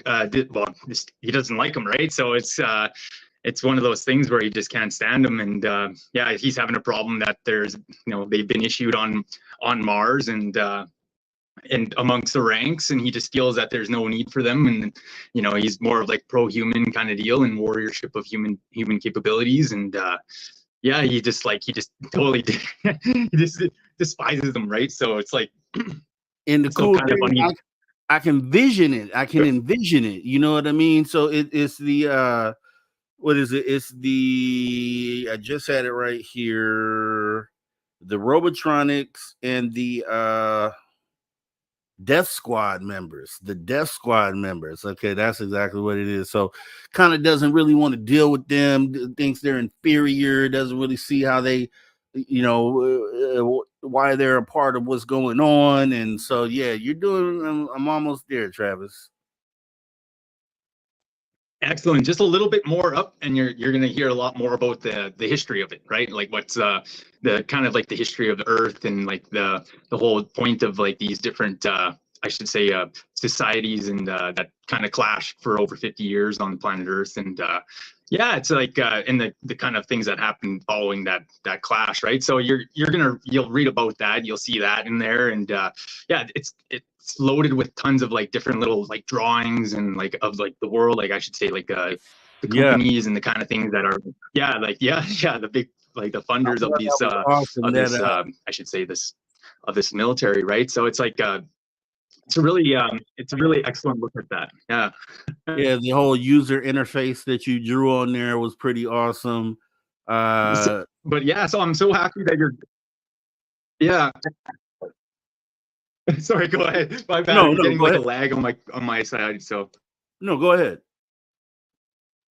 Oh, okay, all right. Yeah, no, I was just gonna say I'm so happy that you're reading it and checking it out, because like I said, it's awesome. Like even if you just read the third one, you're gonna get a great tale in there. Like the first two are like I said, I just wanted to more or less like build like the action and like the kind of pace that it sets for the book. Like so there are smaller additions to, compared to like the the final one, right? So but it's like I said, it's loaded in there, and I did a bunch of art at the end, like tons of like, and it's filled with ads that are like hilarious, like you get like the bug like propaganda in there that's like danger, enemy of peace, you know what I mean? It shows a bug in there, and like it's like so like it's so funny and hilarious on that level. Yeah. Like, you can see these like funny ads in there, and but yeah, it really is. I could feel it makes me feel like if I'm envisioning the type of world that it's in, it kind of reminds me of like a almost like a cyberpunk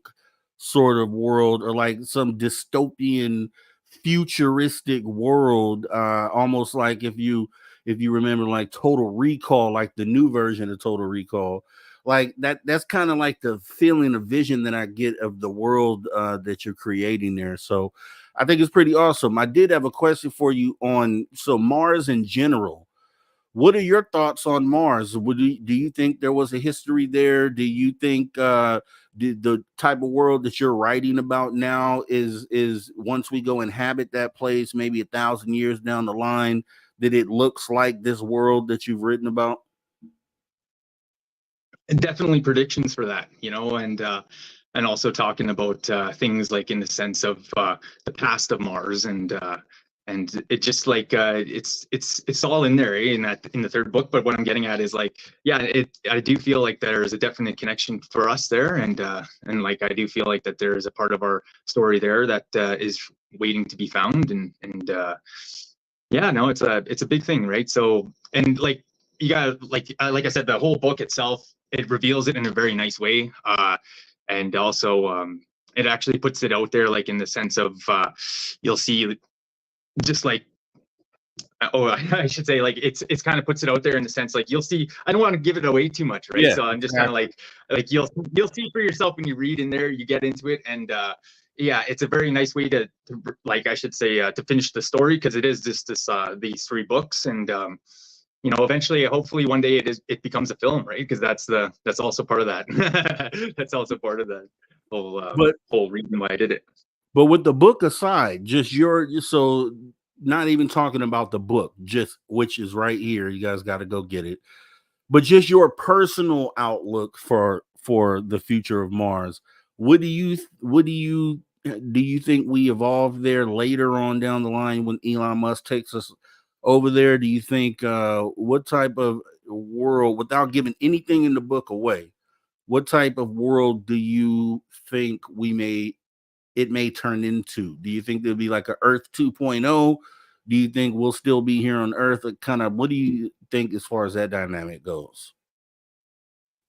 Yeah, there will definitely be some surface colonies there, and there's a lot of different minerals and resources out there, and types of metals that we could use, and yeah, it is definitely one of those places that could help with Earth's expansion outward. It'll definitely be a part of it, right? Because there's going to be definitely more planets and moons and asteroids that we start mining, and like and with the help of with the AI as well, right? So like, because like a lot of those are going to be like the miners and drillers like on the asteroids and stuff, right? We're gonna have a lot of those type of drones and Yeah. and vehicles, right? Like a lot of our old tanks and stuff might be even repurposed for crossing the terrain on these rocky planets and moons and stuff. So it's like a lot of that will be changed and, like, I should say, refabricated for different purposes in that sense, and because essentially that's what the tanks were originally made from, right? Like old tractors and and kind of like, well, yeah. So it was just like, what I'm getting at is like, so these things will be reused out there and in a similar, like I should say, a different fashion, but it's to suit the purpose of the time, right? And but yeah, it's definitely going to be part of it. That's going to be one of them. So what's been going on in your world lately? Have you had any anything new come up? Any new conversations you've had with new outlooks, perspectives, anything along those lines?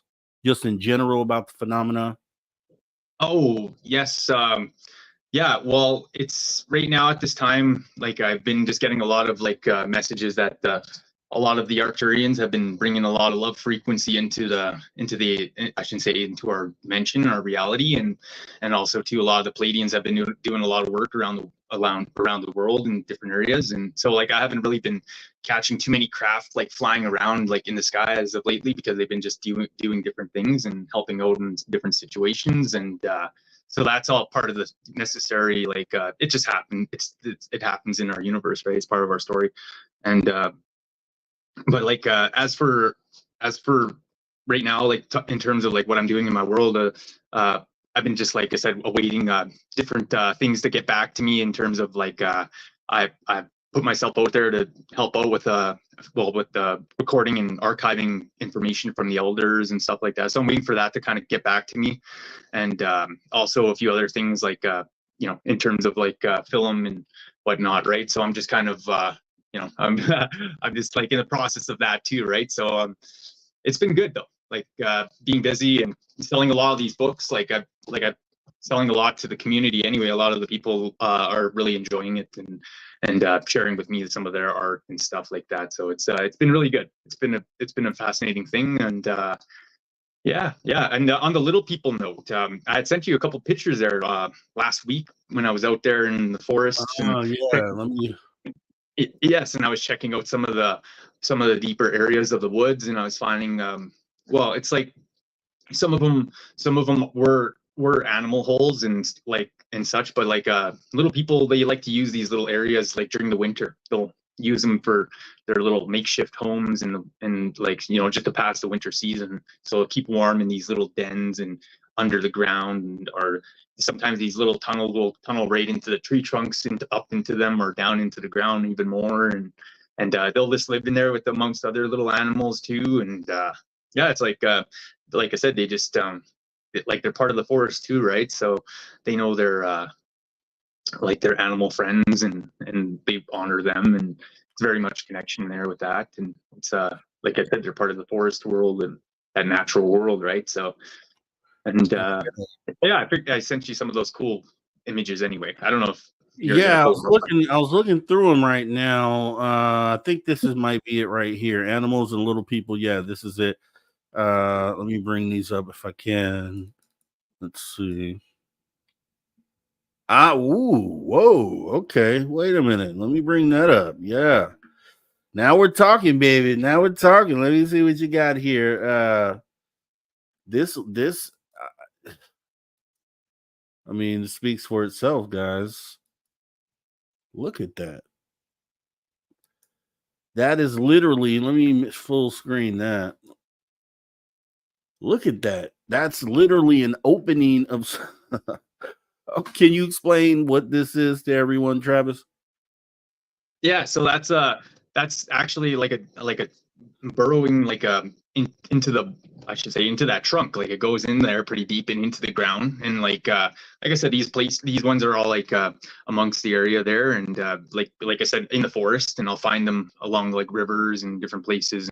And like I said, the little people will use these places as homes during the winter. They go into there, they tunnel up. Some of them go right into the trees and tunnel upwards, and different little but like I said, they make them into makeshift places, and they live amongst them with the animals, and or they'll just take like I should say, an old animal den and just turn it into a makeshift home like that. But there's that one, and then there's a few other ones that were, pretty self-telling there. And like I said, sorry, go ahead.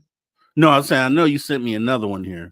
Yeah, there it is. Look at there. You can see it right, that little hole right there. But so another thing about it is like where this area is like there is muskrats, but they burrow in, like they make their burrows like in the water, like under, like alongside the river, like in the water, underwater. And it's kind of like a beaver dam, but it's built more into the side of the, I should say, into the riverbank, right? So, but yeah, so like there's that, and like, I don't see any rabbits in the area or any kind of like little guys like that. So like I know it's little people, because we're usually we leave like stuff around the area for them and stuff to honor them. And so, but like I said, that's one of the things you'll find. But then during the summer, they'll leave those, and they'll just go and make them like in the forest, and just kind of like make them in like kind of like burrowing sticks, like kind of stacked, and kind of like a house, like a, yeah. So it's, like they have that kind of style of living. It's just natural world, and you can never really tell, because it's like all their stuff is just natural, right? So it just goes back into the land, or but you will find like your structural like little building and stuff like that. But that's usually how natural they get like that. So that's the nice thing about that. This is freaking awesome, dude. This is just like out of a movie. I swear. Both of them really, but when you look at what happened, I just messed it up, didn't I? Let me get to this one again. This one, right? This is like a movie set, dude. This is, I mean, if I see this, I don't think animal at all. I think exactly like what you're talking about. Little people, some little guys living in this thing right here, and it's like the perfect place for something like that. That's amazing, dude. This is near where you live? Yeah. This is like in the area, like deep in the forest, and like I said, it's along natural river path, like a natural creek path, right? So it's alongside a hill, and this little thing is like I said, it's all natural, like old ancient mossy ground all over, so it's nice and soft, and like I said, that thing is it burrows pretty deep in there, and like I said, they live in the tree trunks and in the trees and stuff, and sometimes they even, like, those will be at a base of a tree and go upward into them, right? And like I said, they live amongst the animals, and they're pretty connected with them, and that, like so they have their connections, and they live, like I said, very natural like that to the landscape and plains of our Earth. So I just figured I'd show that one. Look, I grew up on little people like the Smurfs, right? And and there's some other ones I'm forgetting right now, but I mean, this would be the perfect place. You just put a front door right there on that hole, and this is kind of where they lay a little chimney on there or something where they're cooking their stuff. And dude, this is amazing. Actually, this is a great picture. I'm glad you sent that. With that being said, I don't know if you've seen in the last couple of weeks, like my whole situation with these orbs and stuff in this house, but I wanted to ask you about those because as far as folklore goes, and I don't know, I tried to make a connection to the orbs that I filmed in a house being similar to the orbs that we film in the sky, that we relate to UFOs, and maybe they are related in some way. The orbs that you see in a house, I don't know. I mean, they feel like they're different. In as far as folklore goes, what do the natives say about orbs and their meanings? The Askiki, yes, yeah. So the sky spirits, and we believe, like, you know, when they pass over, like that's usually like you know, when they're flying over, that's a deep connection for the universe and ourselves, and usually times of ceremony, or you know, times of when we're out there in our you know, in our, like I should say, our fasts or ceremonies and things like that, we'll get visions from those beings, right? They'll come down, or they'll do blessings of healing on people and help somebody if they're really sick, and people will get better.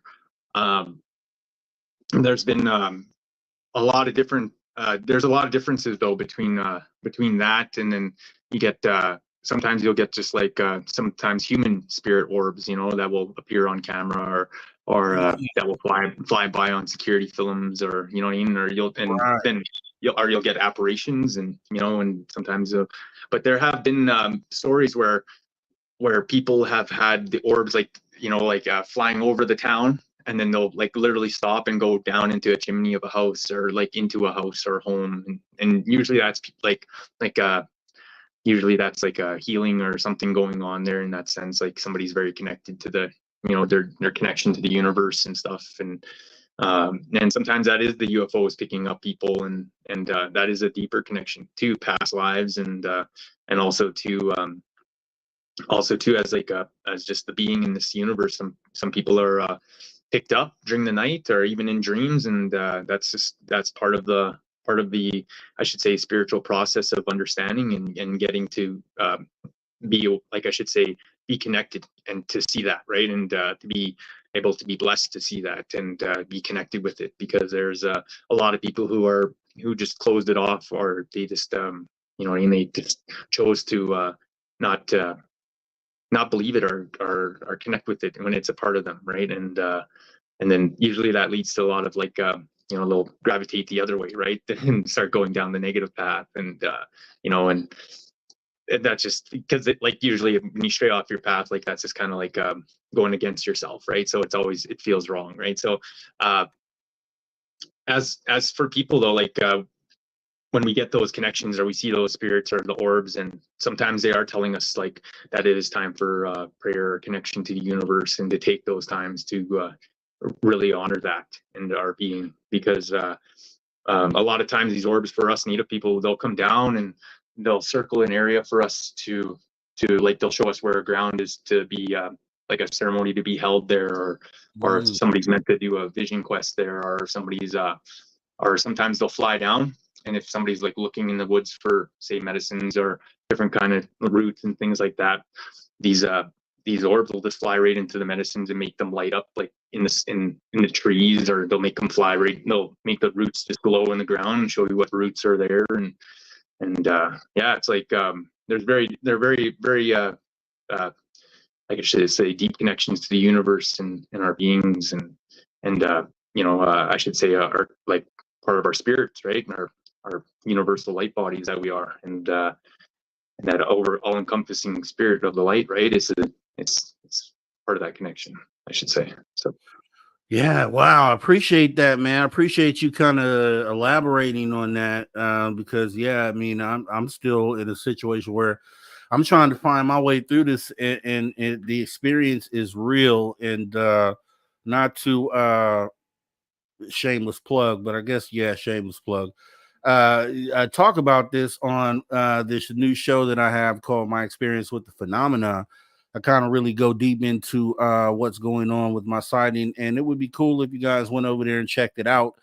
You know, we're running a preview right here on this channel. It's like a 16-minute video, so you can get a taste of it. Kind of let me know what you think. Go there, and I would actually love to have you guys come on, and yourself, Travis, as well, to come on and talk about your experiences.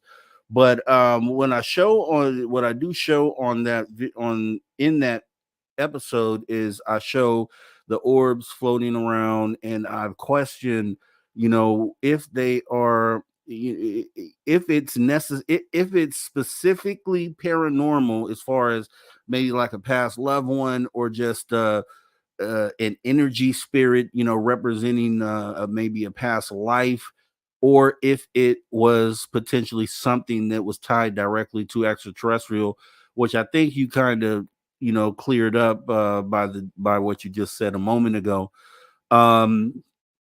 when you have a situation like this, you know, what would be the method of that the natives would use to maybe get rid of a spirit like that, or to exercise a spirit like that?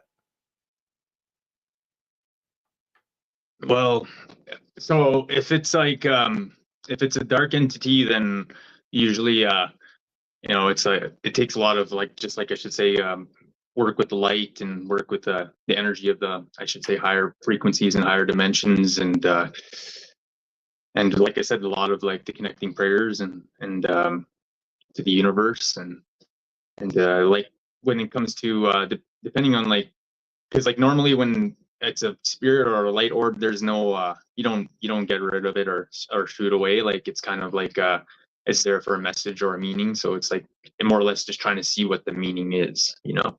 But like a negative thing, like a say like a shadow apparition, or like something like like the man buffalo eaters, eater people or eater spirits, they'll break doors or smash windows and run around the house and do crazy things like that, right? So it's kind of like that takes a lot of different kind of cleansings and different methods that come into play when it comes to capturing it, and then also clearing the energy there and shutting down its entryway into there, or in the area, and then afterward, right, cleansing afterward, and then keeping the place and area safe for years to come after, right, is the big key to that, right, is keeping it away forever. And that's it takes a lot of it's a lot of work, but it's good when it gets done, right? So Yeah, and it sounds, I mean, I mean, like I say, I would, say the native method is probably the best method in as far as dealing with this stuff. I would truthfully feel very comfortable going to someone with the knowledge on that, and having them guide me through that. So maybe something I look at. And as far as the those type of orbs go, the ones that you see on the cameras, are those in my case, I have the picture of the shadow person in the house, and then these orbs too. Historically, as far as folklore goes, are those two things related in any way? Are they in the same plane, or are they two separate? Are they viewed as two separate things? Well, the higher and lower dimensions, and it's all encompassing, energy, I should say, is it's all one, right? It's all in the same. Like it just depends on how what we're connecting with, right? In terms of where we're going in the universe and our beings of light, and how we're interpreting these things, like these other energy forms and of existence, and looking at it, seeing a person. Sometimes it's not always the evil entities that we think. Sometimes it's one of our own, and they're lost, and they've just, because they've closed off themselves from the lighter dimension, so they just become lost on our plane or walking around. Sometimes they'll find like other animal guardians with them, and hopefully those lead them back to where they're meant to go, right? But I was always told it's our love and our energy of that help us see on the other side and help us find that connection with our other ones out there in the beyond, right? So I was just going to say that when it comes to a lot of these, like I said, the orbs in the sky, and depending on what the situation is, because sometimes they are the spirits, like a star nation, or it's a passerby that just happens to be caught up and looks like an orb, right? But it's one of the visitors kind of just passing over, letting you know that they're there, they see us, and like they're passing over us. And but like when it comes down to like the spirits or the orbs, like they'll let you know, and sometimes they, like I said, they'll come right down and they'll give messages to people, or they'll show people areas and things like that. And it's been told to be that of a good energy anyway. It's not seen in a bad way or anything like that. The only thing, like I said, it was if it's a dark energy or something like that, it becomes very, very malicious, and tends to get very I don't know, it's a rowdy kind of deal, you know, like Yeah. they're rowdy, you know, that's what it is. Yeah, and that's what I'm hoping it doesn't take a turn. Yeah, I'm just hoping that it doesn't go down that path, because there was, when I first started talking about this on the show like this, the knocking hadn't happened yet, the orb hadn't happened yet, and truthfully, it had been maybe like a year since anything had happened. So I was kind of talking about things that had happened in the past, and then these other things started coming up as well. So, but the good thing about it, and you know, with everyone that I've talked to about this, and it's always been is it showing any sort of bad intent, any malevolent intent? And I truthfully could say that it doesn't feel like that. It doesn't feel like it's trying to come across as negative or evil, but I am also aware that it could take a turn like that potentially. And you know, where people talk about things being thrown around, or you know, just bad things happening like that. And I can say that I haven't experienced anything like that, and I'm just really hoping that it doesn't go down that path. But you know, speaking to people like yourself who give advice on, or you know, the insight on things you could do to rectify it is a plus. And in various other conversations I've had where people have given other advice as well. So I'm just kind of holding on to those remedies in waiting to see if anything bad comes from it. Because I guess, if you know, like someone said, if it isn't really doing anything, then I really wouldn't be concerned about it. And I can kind of, you know, because I have to live here anyway every day, so I kind of understand that. But then if you know, they start slamming doors and kind of, you know, doing things of that nature where they're affecting the emotion of people here, or physically, you know, somehow interacting, then that's where I want to be able to, you know, kind of go into defense mode, or kind of, you know, call on some of these things that people have been recommending. You know, whether that's incense, sage, I've heard the whole list of different things and remedies that you could try. And I've written them all down, and I'm just hoping I don't have to pull those things out. But if you know what I mean. Yeah, I do. I do know what you mean. I do. But yeah, no, it's like it's just nice though when you pull, like, say, I say, you know, even just like sage or smudge in general, like, you know, and you're just connecting and cleansing your own energy fields and stuff. It's always a nice thing, and it's a beautiful process for yourself and the universe, and but yeah, no, it's like, I feel like it's a necessary thing in life, and to honor that and existence itself, and being one with that. Look, and Sierra's kind of on it. Sierra's saying Rob sounds like he feels unsafe in his own house. Yeah, I mean, I just feel, I guess it'd be the same way, you know, with the realization, right, that all these ETs are running around and we can't do anything to protect ourselves, even though they haven't shown bad intent, but we know, okay, if they did decide to tomorrow, that we know we can't really do anything to remedy it. And that's kind of the same position I'm in with this, whatever's going on here.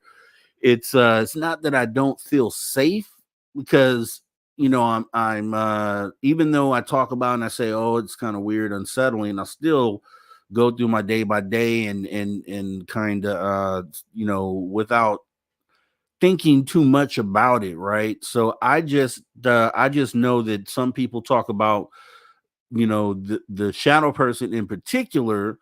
There's been bad cases of examples of that, you know, Hat Man, and the things we talk about on, once again, shameless plug, my experience with the phenomena, where we talk about the details of shadow people and some of their intents. But you know, sometimes there's a dark side to the shadow people. So that, when I saw the shadow person, when the image that I showed it, that one right there was like, whoa, okay. I've heard that those potentially have negative connections. The orbs, I don't really feel that way. I just feel more of like, depending on what the source of those are, if it's paranormal and it's potentially like a past loved one, I'm fine with that. I'm okay with that. Um, but I put out a theory without spoiling too much of maybe if they are related to the phenomena as far as extraterrestrials go, that maybe these orbs are used to kind of look in on us and kind of keep an eye on us, which is kind of unsettling too. But no, I wouldn't say scared really or unsafe at this point. Now I will let you know if that changes, because like I said, if things start getting thrown around or people start experiencing physical things, then yeah, then maybe we move into feeling unsafe. But right now I'm kind of more just like shocked and kind of taken aback, simply because it shows me that these different parts of this phenomena are actually real things.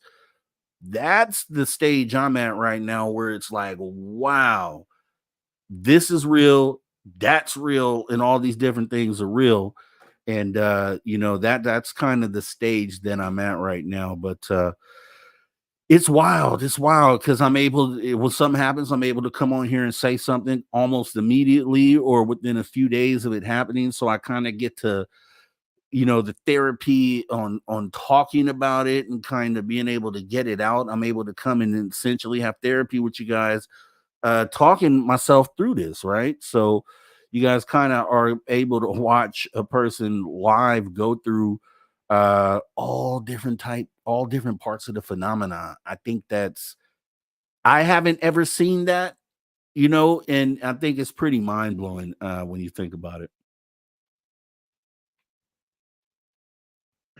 Oh yes, it's part of the experience. We go through this life, and that's part of about enjoying the reality, right? Is seeing these things and honoring that part of our connection and in life itself, right? And like I said, going through the experience, and everything happens in time, right? Like in the right moment, in the right place, in the right connection, and that's usually, like I said, those times when the universe aligns and you get to see these things and be a part of that blessing.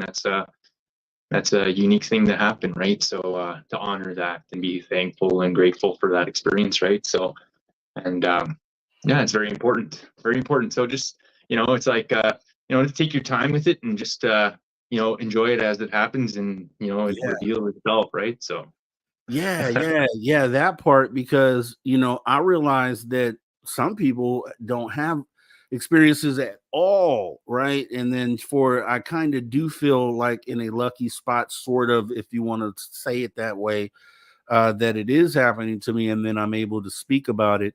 And a lot of people have great comments in here, like Magneticus asking, in California, do you have to disclose ghosts prior to selling? I don't know. I don't think so. I don't think that that's a thing, Magneticus. Sierra said, I think, Rob, I think you need to have support around you about this phenomena stuff. Yeah, and that's where you guys come in, and kind of goes into one of the other comments that I wanted to point out here, which was actually pretty awesome. Bomber stating, Rob, most of us here already know this is real, so talk to us, buddy. We're here for you. And and I appreciate that, Bomber, for real. And CS saying, Rob, sounds like garden variety phenomena starting to collect at your place. Yeah, and the thing for me, excuse me, and I think I said this before, is that I used to ask a question of, when looking at like a Skinwalker Ranch or a haunted location where things are happening at this one particular location. And I was like, okay, maybe, and what's the likelihood that all those different things happen? Like if you look at Skinwalker Ranch, they say all these different things.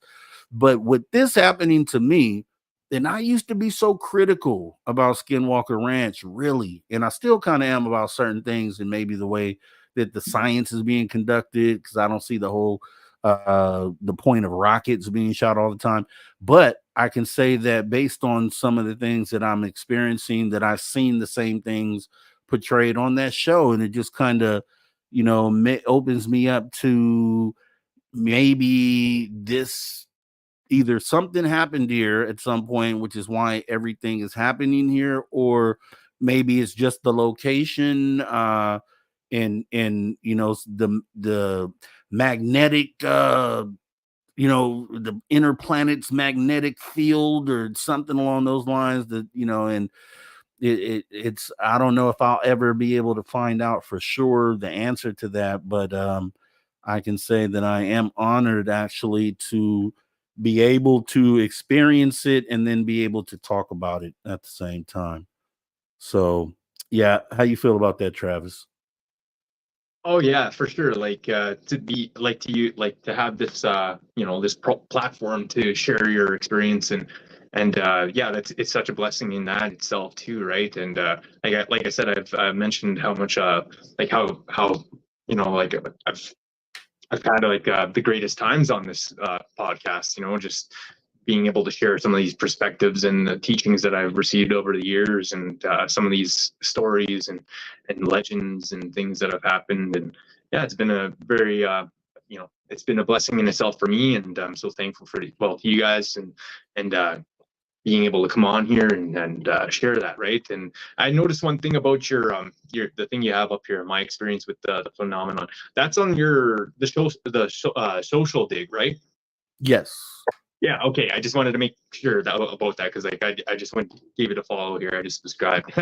Appreciate you. Appreciate you. Thanks for coming in and subscribing. Yeah, this is over on my own personal channel. I do have a personal channel aside from After Hours, so usually we'll go over there, and do like a late night call in where a lot of people here in chat will come over there to my other channel and we'll like talk late night about different things and the phenomena. So I decided, I was like, hey, you know what? My focus is still that. Why not do a show based on that? And that allows just any person, anyone in this chat could be a guest on that show. Anyone who has had an experience. So if you guys, and I may as well say this now, if you're open to speaking about your experience with the phenomena, it would be awesome if you went over there to my page, youtube.com/@MrRobG, and give it a follow potentially. And then I have an advertisement there and also on Facebook, where if you reply to it and say, hey, yeah, I'd be willing to come on, then I can go ahead and contact you and get it all set up, and get to hear you guys' experience. Because that's really why I'm doing that. It's not, I use the opportunity to talk about my own experience, but I really want it to be about what's going on with you guys, because if we build that database and we have something to compare against, and I think it helps other people out there who are having their own experiences, and they can say, hey, you know what, I'm experiencing something just like that, and kind of get some peace of mind in what it is that they're dealing with. Because like with my stuff, I'll do that as well. I'll weigh it against someone else's experience, or I'll get online and research and try to dig up as many like cases that match mine, to try to further the knowledge on it, really. So I know everybody knows what I mean with that. And just trying to do anything to help this movement, man. That's what I'm doing here. So Travis, man, once again, dude, you're the bomb, dude. And like I said, I'm into the book. I'm getting in there. I'm gonna finish this book. I can visualize the things that you are writing, which is key. You have to be able to do that in order to absorb and kind of immerse yourself into the story. So I can tell you that you've done that, and I can definitely see myself finishing this book, and I'm going to do that, sir. So thanks for even considering having me in there as a character. I think that's just freaking awesome. I would have never guessed that would have happened. And I know Dave Scott appreciates that too, man. So definitely appreciate you. Oh yeah, you guys, it's action packed, and you guys got some great scenes in there. I was reading it over last night because like some of my friends and like online friends were asking me like, hey, I want to check it out. Just read me a little piece of it, right? So I was like, why not, right? And some of the parts were like more of the action-packed scenes, and it is just a straight-up action-packed book. But like I said, you guys got some pretty excellent stuff going on in there. So I hope you enjoy it, and everyone else out there that enjoys it too. So thank you all so much for having me on tonight, and everyone watching out there. Thanks so much. And yeah. Always, Travis. We're gonna do this again. Obviously, we'll do this again next week.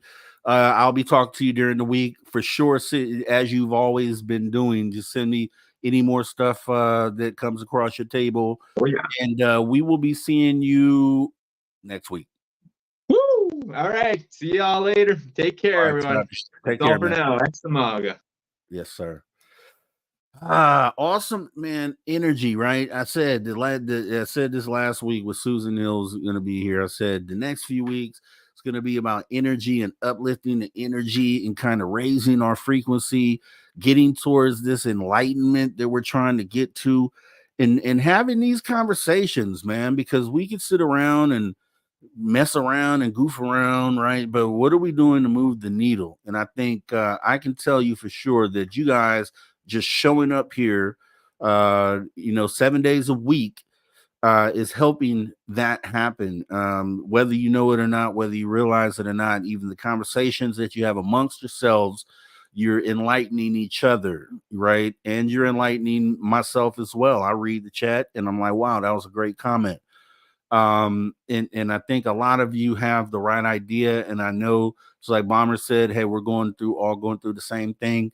And I'm a firm believer in like energies attract each other. And I think, and I've always said this, I think that's why this community is what it is. And why it's no surprise that whenever I go a step further to kind of meet, or like Tamat Man, or we met in person, or having like a lovely love come up on the screen one time to do a show, and then just being able to get to know that person a little bit more, I'm always finding out in the end that these are all great people, and we're all here. We definitely are all here for the same thing, which is getting to the ascending point for humanity. And like, I just want you guys to know you guys are doing a great job by getting out there, spreading word, and having these conversations out in public, and coming here. We're still sharp and steel,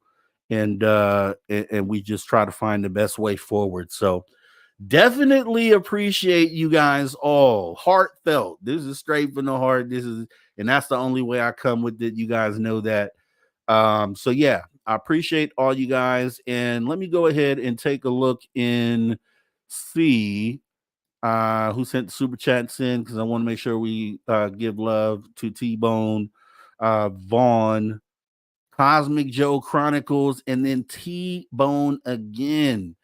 So totally appreciate it, man. Once again, let me actually run the commercial real quick. I don't think this is done enough, and we need to make sure that we do this because we don't have ugly swag.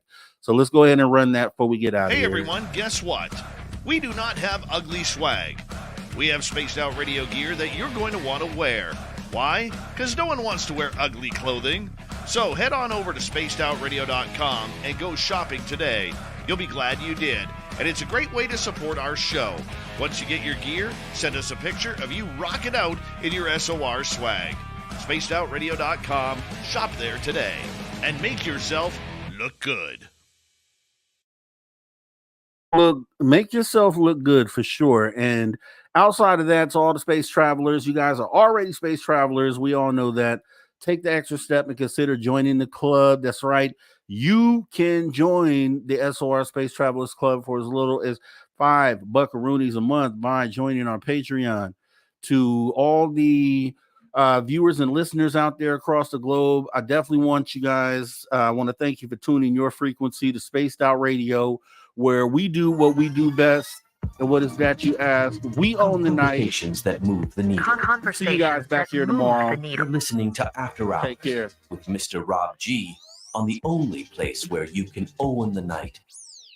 Spaced Out Radio. Spaced Out Radio. You've tuned your dial to the right frequency.